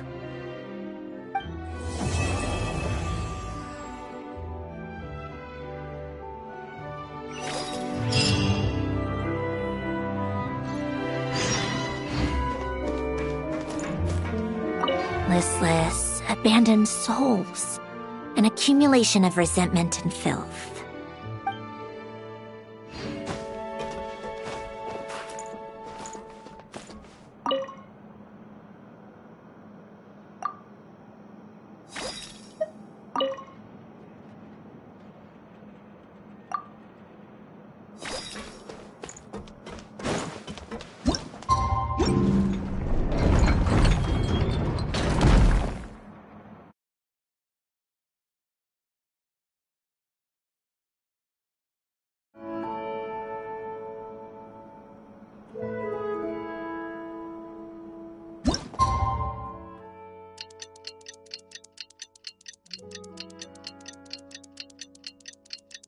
Time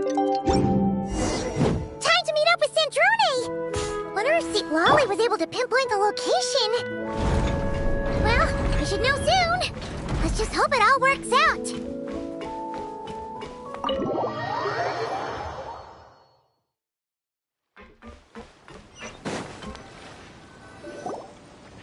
St. Lolly sure drank a lot last night, huh? Wonder if she's even awake. Good morning. Columbina! Oh, you sure know how to make an entrance. What are you doing here? We just finished filming a last-minute scene, so I came up to get some fresh air. The others are still down below discussing what the final scene should be. You mean, how it should end? Yes, they're torn between whether the heroine should reunite with her old friend or not.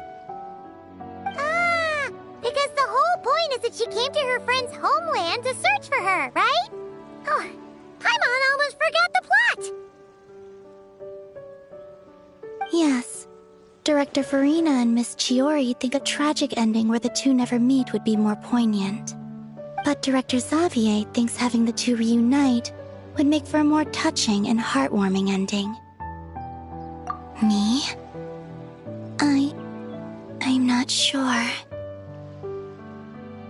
On a personal level, of course I want to see her again. Of course I want to experience that moment where we reunite. Even if it's just for the cameras.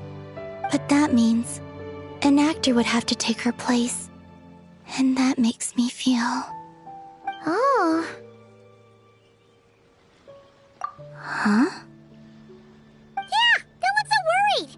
Making a film is supposed to be fun. Besides, it's all gonna work out. You can trust Paimon on that. Work out? How? Well, you know. Yep, exactly. Okay, I trust you. I'll just focus on having fun for now. Well, well, look who we have here. Traveler and Paimon. Oh, the lighting specialist and clapper loader that never were. Yeah. We kinda went AWOL, didn't we? Sorry about that. Seriously, don't worry about it. Everything's going smoothly on our end, so just do what you need to do. You seem to be in better spirits now, Miss Columbina. I apologize if our earlier discussion put you on the spot. It's okay. I'm fine now. The Traveler and Paimon talked me through it. So, what are your thoughts on the ending then? Should we have them reunite or not? We should tie everything up in bows. Huh?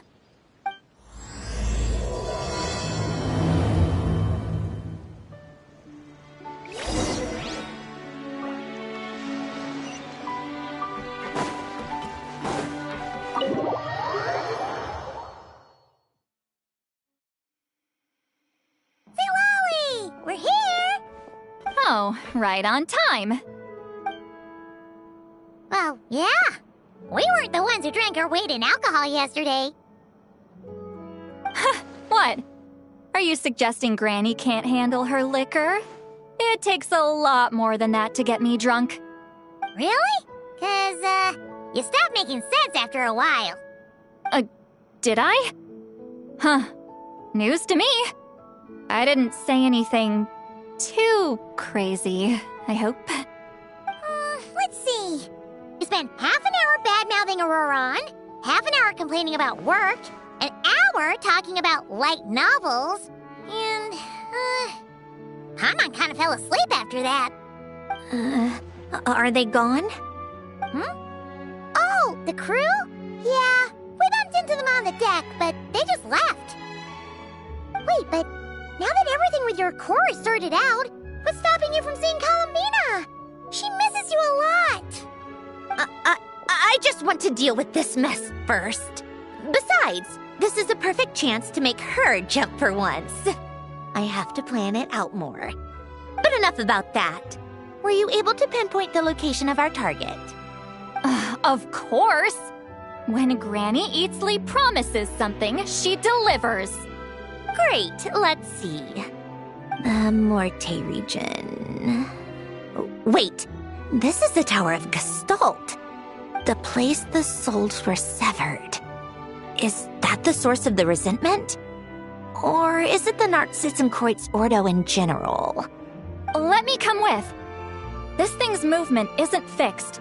If it's not at this location when we get there, I can use a ritual to summon it. You've already gone to more than enough trouble. I don't mind. These old bones have nothing better to do anyway. Summoning a spirit isn't going to do me in. Besides, if I don't go, they'll just have more inside jokes I can't join in on. All right then. I appreciate it. There's no time to lose. Let's head out!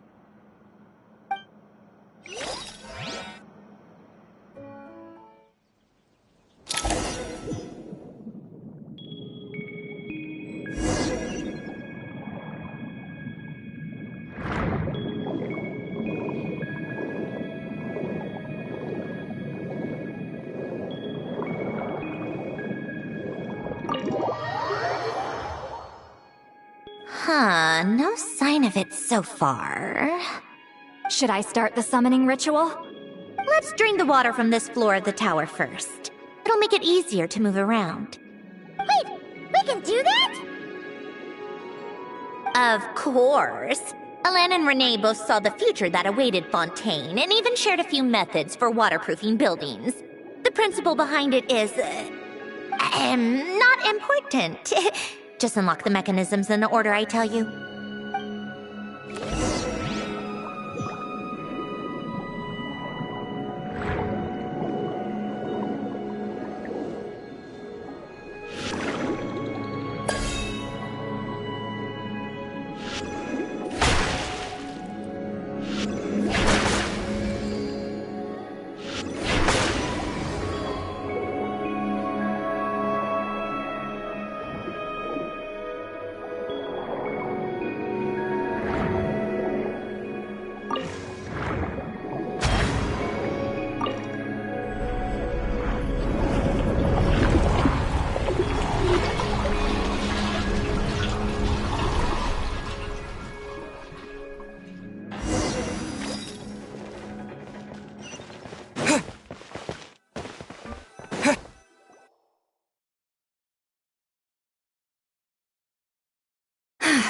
Ready? Yeah. When this thing appears, I'll try talking to the souls inside. But more than likely, they've already been driven to madness. If communication fails, we'll have a battle on our hands. In that case, Paimon better find a hiding spot. If a fight does break out, I should be the one to deliver the final blow. Trust me on that. Understood. All right, I need quiet. Wandering spirits drifting along the tides. Hear me now. Broken souls, silenced, torn apart, and forsaken. Follow the traces of the past and return to us. Let resentment recognize resentment. Let vile entities be drawn together. And in this place, take form once more.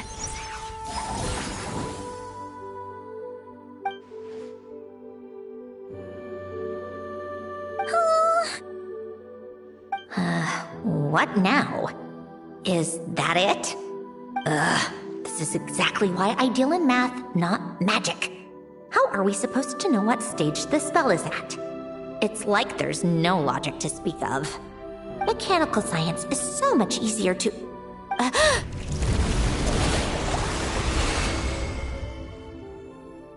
Watch out!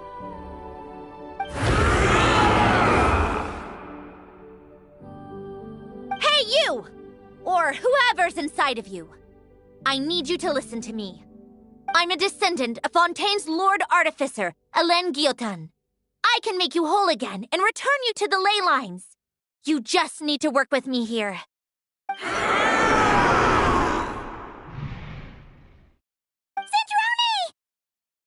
Centrone!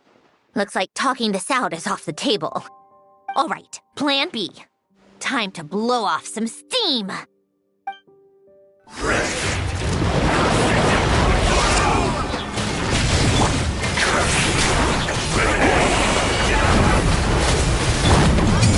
cursing out the wrong person! I didn't even know them!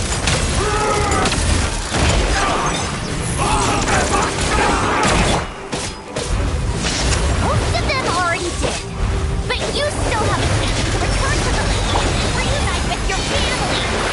Just work with me!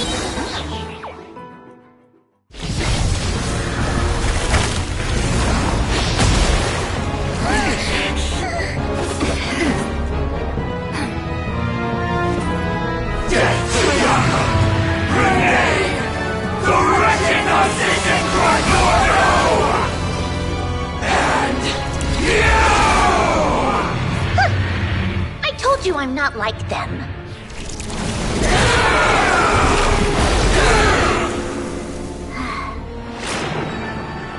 I'm stronger. Inverted. World formula. Reversion.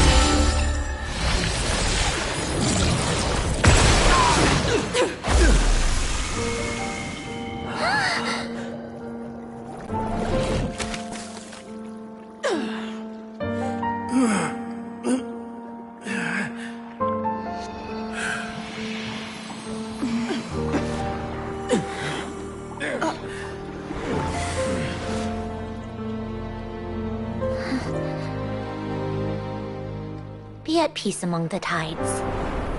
Lost souls.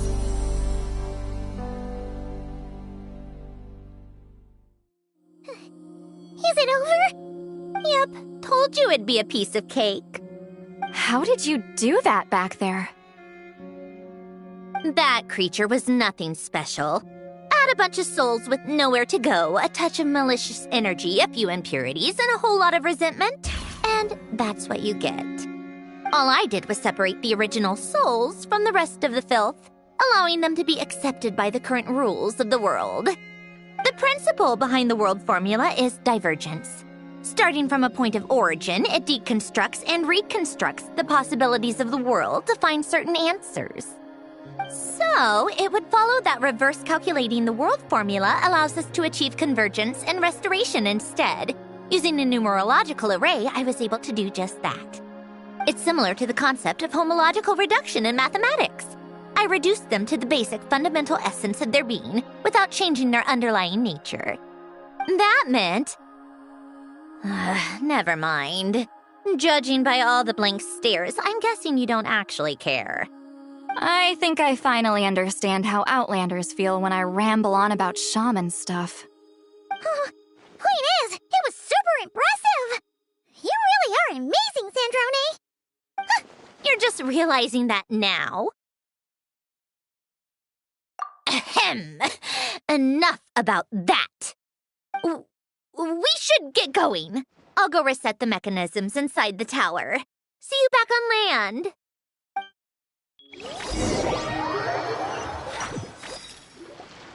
Well, that's one old mess for the books. Glad to have that over and done with. Feels nice to do a good deed every once in a while. You helped everyone out a bunch and not cry, too. Kinda seems like you're just a good person at heart. I wouldn't be so sure. I'll be heading back to the Fatui soon enough. You two are too trusting sometimes. Fine. Just don't say I didn't warn you when it comes back to bite you. Well, where to next? Back to the ship? Yeah, your personal business, the Narcitsan thing, it's all resolved.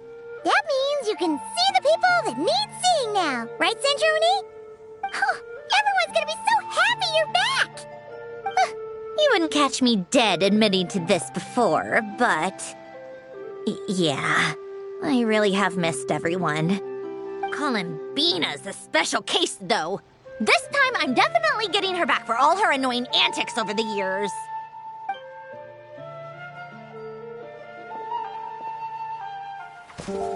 She'll sense me coming from a mile off.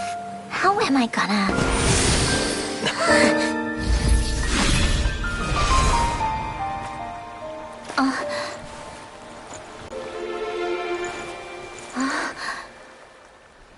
Sandrone?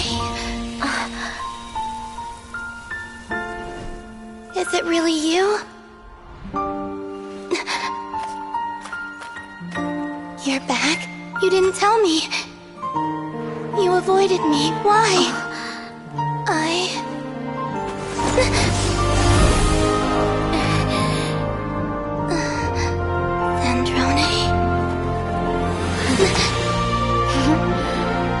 Now we're even. I missed you so much. That makes one of us, idiot. I'm here, Columbina.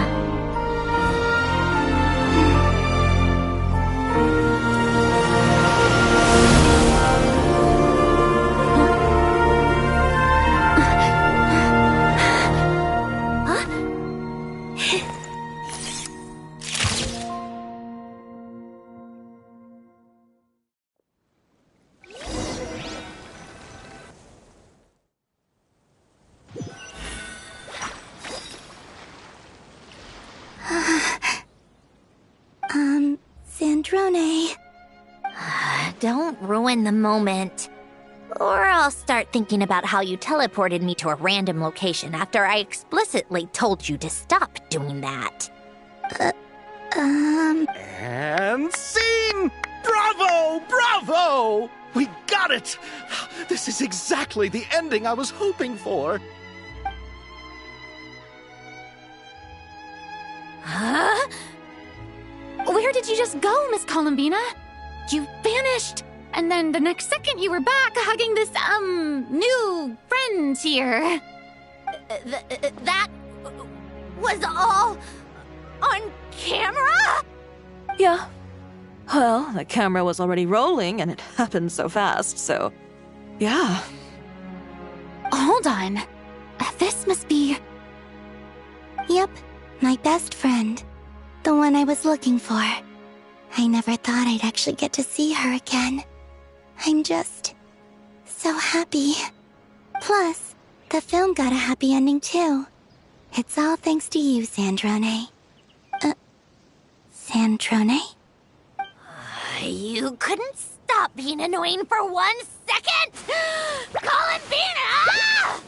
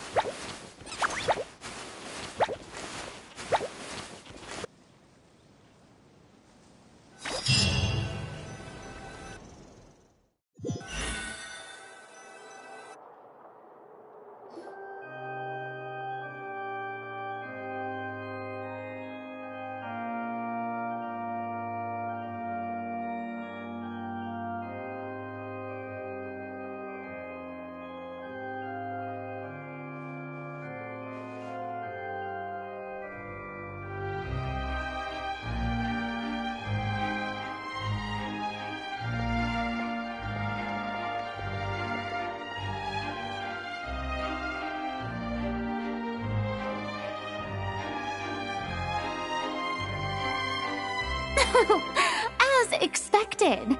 Going to the opera house is the true way to enjoy a film. You get to see the audience's reaction in real time, too. The ending seemed to be received quite well.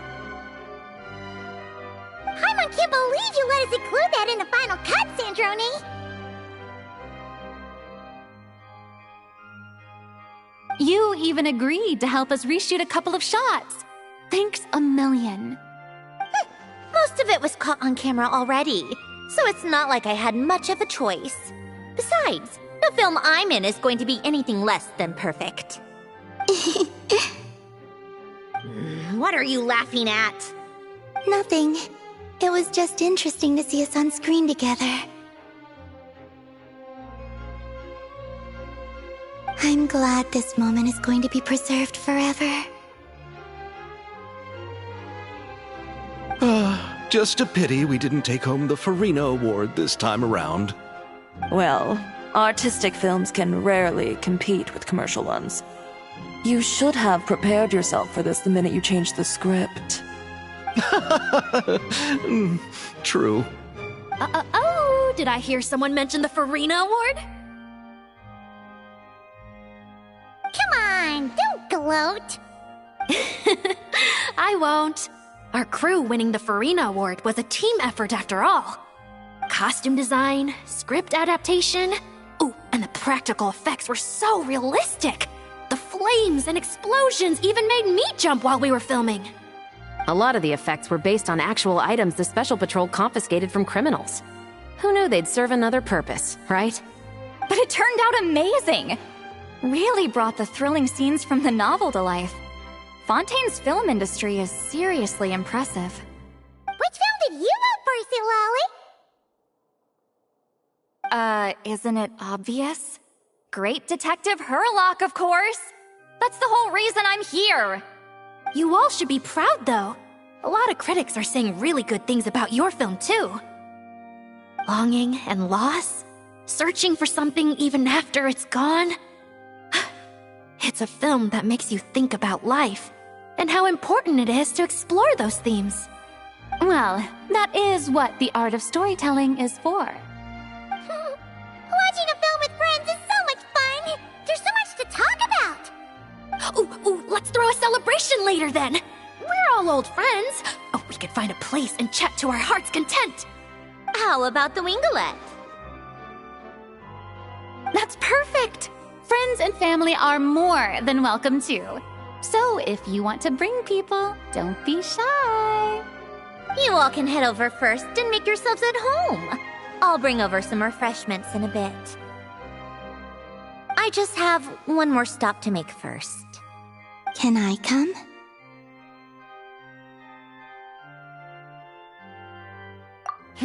Fine. Not like you'd listen if I tried to stop you.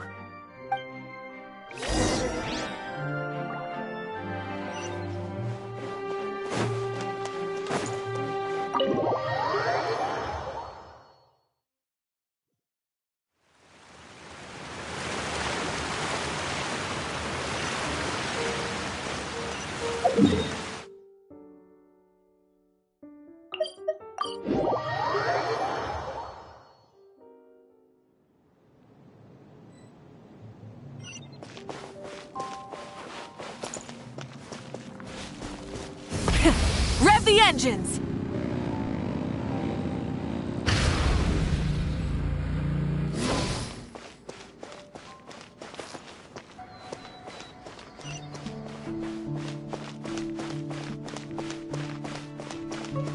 Bring it!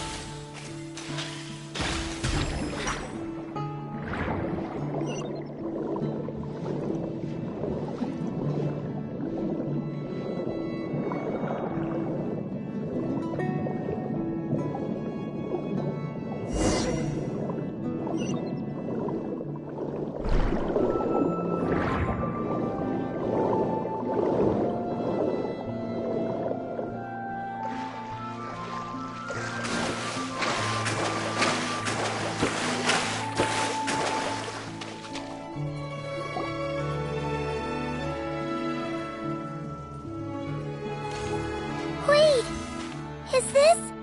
Yes. Here lies Lord Artificer, Elaine Guillotin. This is his grave. Oh. I'm sorry, Ellen. I'm sorry this is the first time I've been back since leaving Fontaine. I should have come to see you more often. I got your gift. I even cleaned up one of the Nartsitzenkreuz Ordo's messes along the way. Our home is just as quiet and warm as it always was. The flowers in the garden are still thriving. I'll make sure to tend to them more often from now on. Polonia received irreparable damage in battle. I should have taken better care of your invention. I'm sorry. Polonia was family to me. Just like you. You always said I was a fast learner. But I'm not so sure. It took me far too long to learn the things that truly matter. I never said this to you back then, but... Thank you for creating me. For giving me the chance to experience life. Being your family meant everything to me. Absolutely everything. Can I say a few words as well, Sandrone? Don't need my permission. Hello, Mr. Guillotin. I'm Sandrone's friend. You don't need to worry. Sandrone is doing great. Not only is she a brilliant scholar, she's made a whole bunch of friends, too. And she takes great care of them. As if... She'll never admit it, but she's always there when her friends need it the most. I wouldn't even be here without her. So, if she ever needs help, her friends will be there in a heartbeat, including me. That's what best friends are for. Columbina. What else? Oh, she likes drinking bitter coffee, listening to piano music when she can't sleep. Turns out she even likes giving hugs. No, wait! Don't tell him all that! Huh? I don't understand. I didn't think you'd want to hide things from him. Well, yeah, but there are still things I don't want to say. Okay. I'll come by myself and tell him for you then. That's not what I meant! All right. Enough with the speeches. If no one has anything else to add, let's just leave it there. Should we say a few words too? Kinda seems like Columbina said it all. Oh, great idea!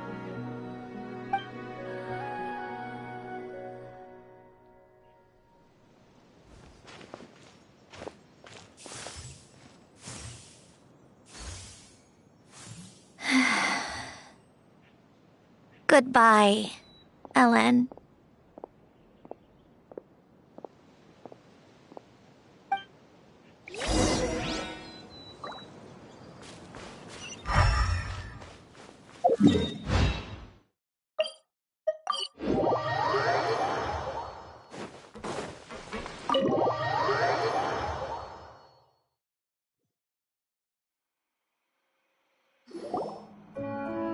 You made it! The party's already started. Oh, but, you didn't bring anyone else along? I thought you headed out to invite some friends. We did invite a friend, actually. She'll be here soon. She's even bringing some desserts to have over tea. You should join us later, Miss Farina. I do love a tea party. Then don't mind if I do. This seems like a fun occasion. Let's go talk with everyone. Good idea! We'll introduce you to all our old friends.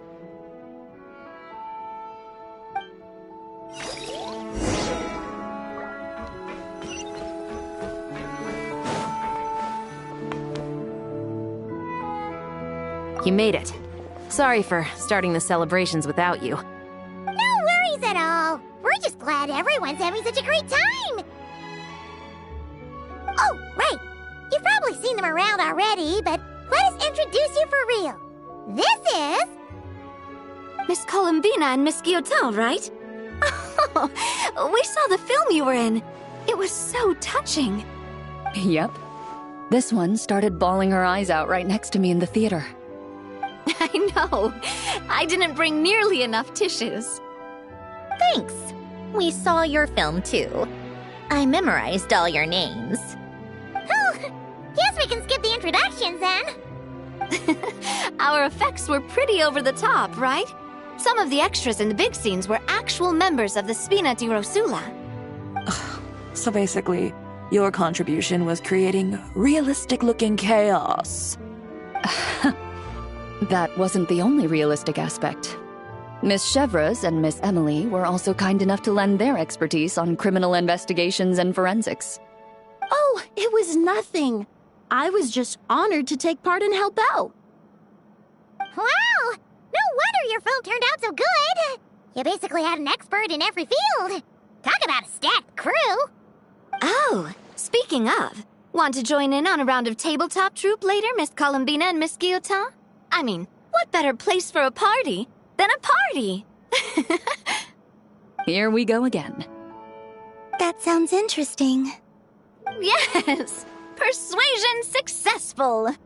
What about you, Miss Guillotin? I guess one round couldn't hurt. Critical success!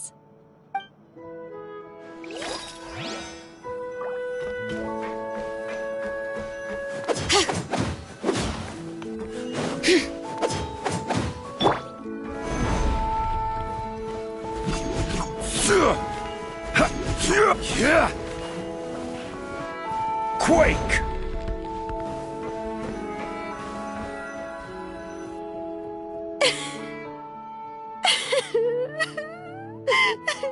What a dream come true! For once, it all worked out! I can die without regrets!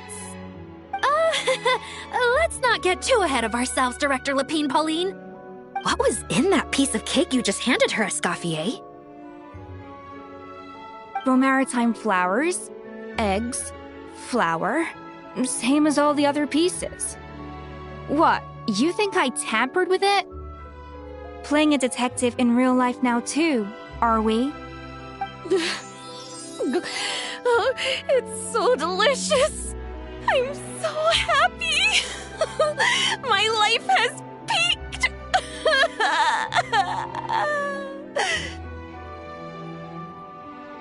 Miss Lapine Pauline, look who I brought! Master! Wait, what happened to your face? Why are you crying? Never mind my face. Here, let me introduce you. This is Miss Charlotte and Miss Escoffier. Things are sounding lively over here. Oh, look who it is! Perfect timing. I was so busy with the shoot, I feel like we barely got to talk. Ah, and the elusive Miss Guillotin. It's great to see you. Thank you so much for letting us use the boat free of charge. That was so generous of you. Oh, right. Introductions. This is Miss Charlotte and Miss Escoffier. That's kind of you, but I didn't really do anything. If you want to thank someone, it should be the Duke or the people who keep the boat in such good shape. Right. I'll head over in a bit and do just that. Miss Columbina? Yes? Could I interview you sometime? I'll treat you to some gâteau de bord for the trouble. There's only a limited amount available each day. Oh, but it's an absolute must-try when you're in Fontaine. Oh, sure. Bold of you to use my own cake as a bribe right in front of me. You know what? When else are we all going to be together like this? Come on, everyone! Grab your drinks!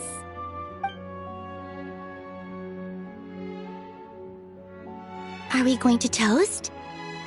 Yup! Come on! Sante!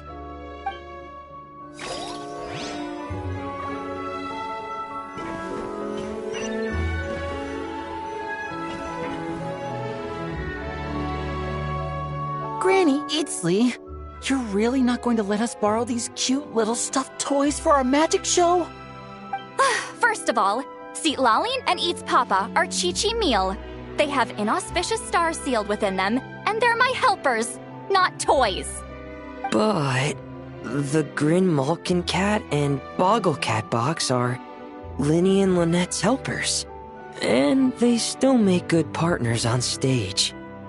Agreed. We've never had a Chi-Chi meal pop out of our hats before. It would be quite the surprise. I think the audience would love it. If this was the Masters of the Night Wind, these kids wouldn't have even had the guts to say my name, let alone pester me like this. I'm terrible at dealing with requests like this. Oh, Traveler, quick, save me!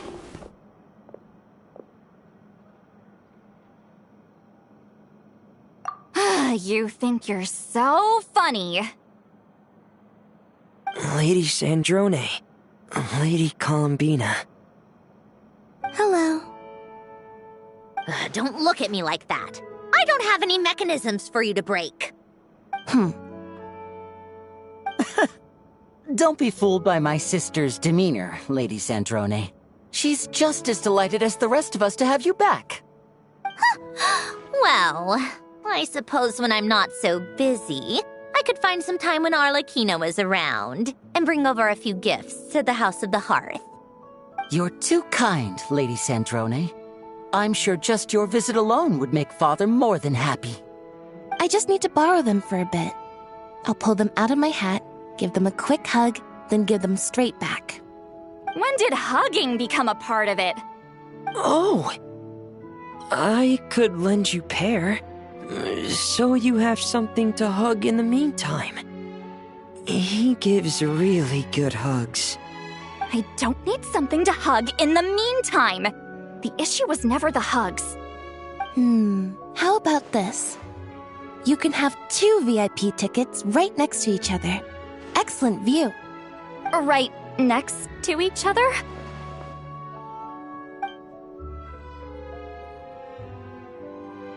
Yep, super quiet. No one will bother you.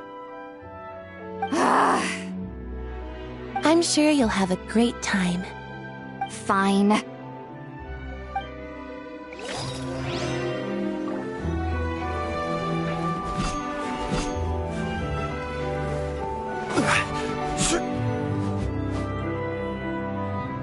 Wait a second! Mr. Baptiste and Veronique! You're here! Friends of yours? Veronique is the prop manager for Musketeer Pictures, and Mr. Baptiste is the author of The 2 Musketeers. Yeah, former prop manager. Now we're just 2 criminals serving our time. Thanks to Duke Risley and Nurse Sigewin looking out for us. Not too bad, actually. You make it sound like I'm giving you special treatment. I just think the method of justice you chose to pursue is one people can respect.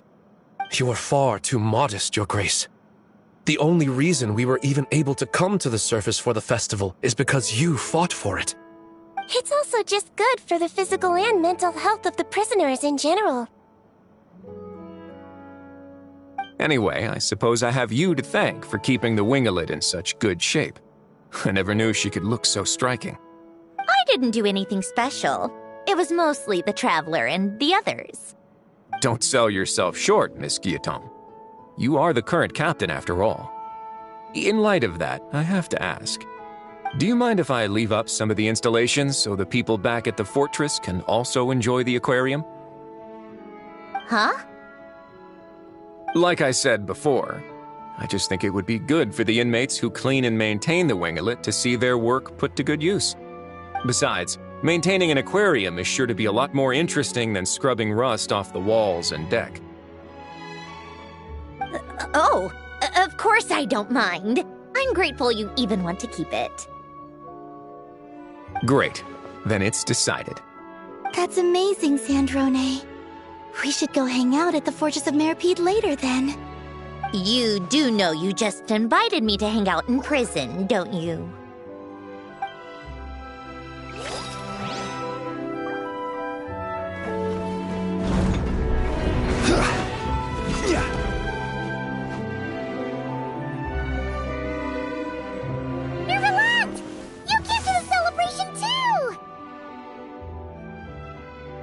Yes. I can only hope my presence does not make anyone ill at ease. Who's this? All right! This is Nervalette, the Udex of Fontaine. And this is Columbina and Zindrone. Greetings. Hello. These two must be the Fatus and former Fatus related to the recent incident in Nodcry.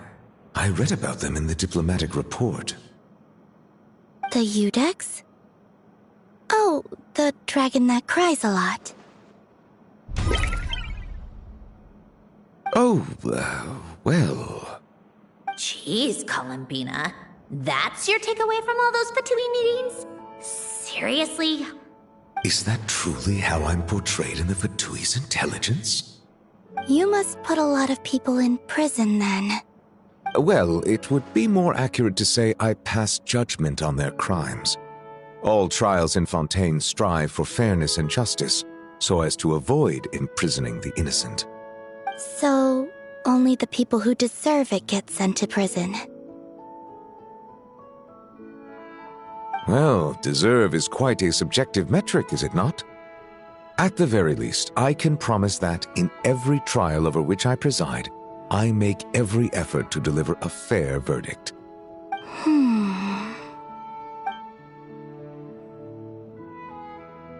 Yeah. Oh, for the love of... what is she doing now? You seem like a good dragon. Not the kind that throws people in prison for no reason. I think we can get along just fine. Well, thank you. Then she punched me because... Oh, sorry, Nervalette. She thinks that's a sign of friendship. Where does she even pick up weird habits like that? Ah, I see. I believe I have observed people on the streets of Fontaine expressing affection in a similar manner. I suppose I now know what it feels like. Yes. Quite, abrupt. You know, these two are surprisingly alike. Oh, looks like Arlecchino's here. Come on, Columbina. Let's go have ourselves a tea party.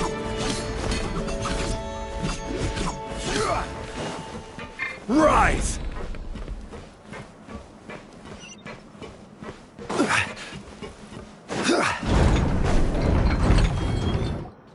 Well, it's been quite some time since the three of us gathered to drink tea like this.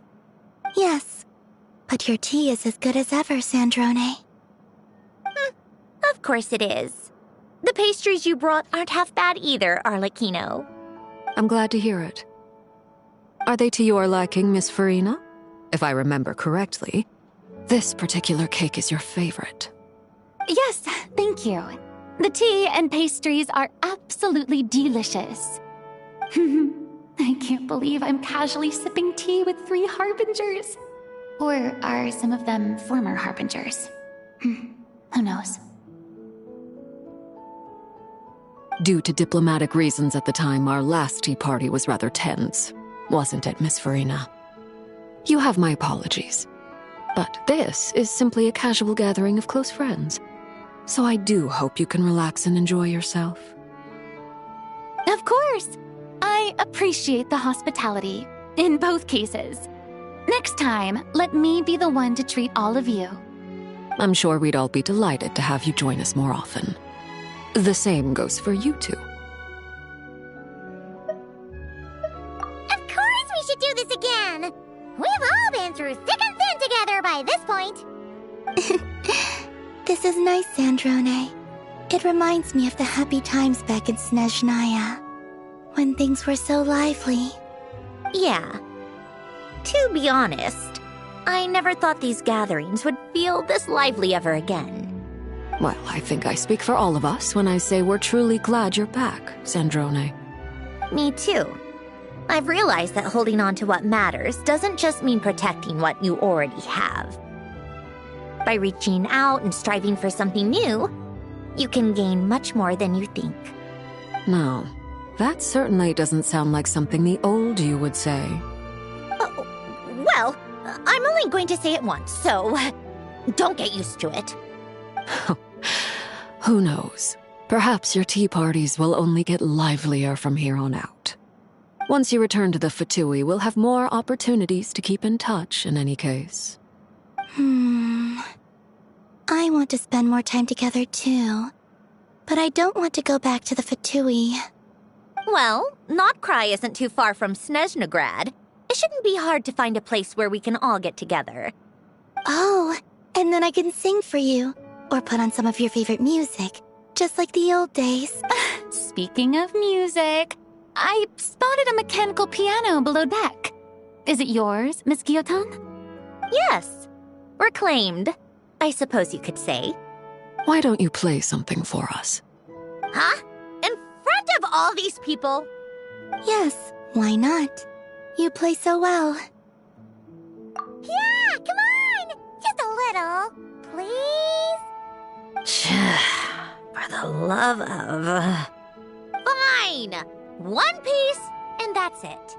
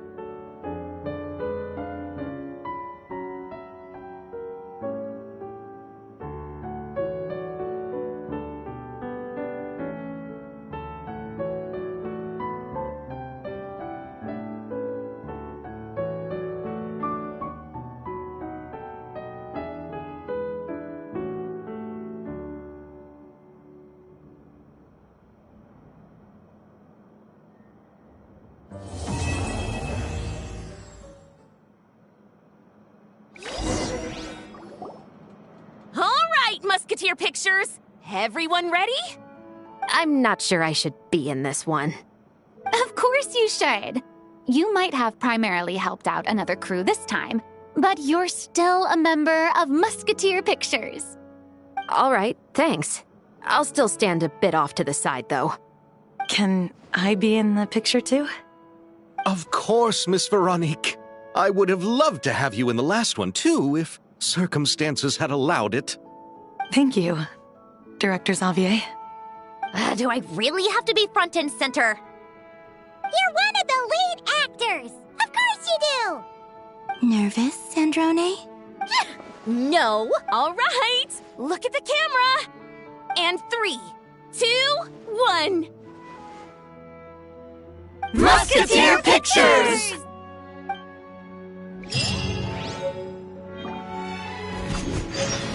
Yeah!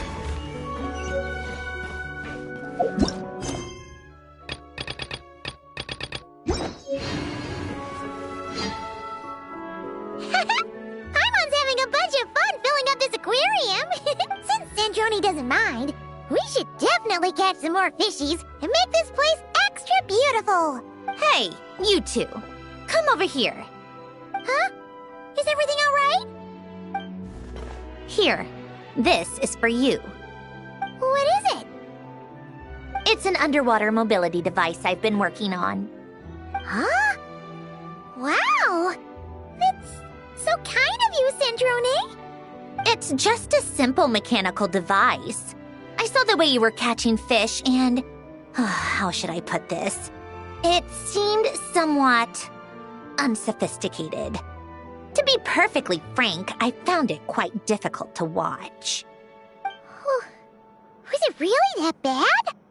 It was inefficient, unskilled, and completely and utterly inelegant. No need to apologize. Everyone has their own ways of doing things. But seeing as you plan to keep adding to the aquarium, it might be best if you use this device. The waters of Fontaine are home to more than just harmless ornamental fish. There are plenty of predators who could do you some real harm. This device will not only help you fish, it'll also help you flee. All right. Oh, and if you're going for a swim, go now. And don't forget to tell me what you think of the device. I can always make more adjustments if you have any feedback.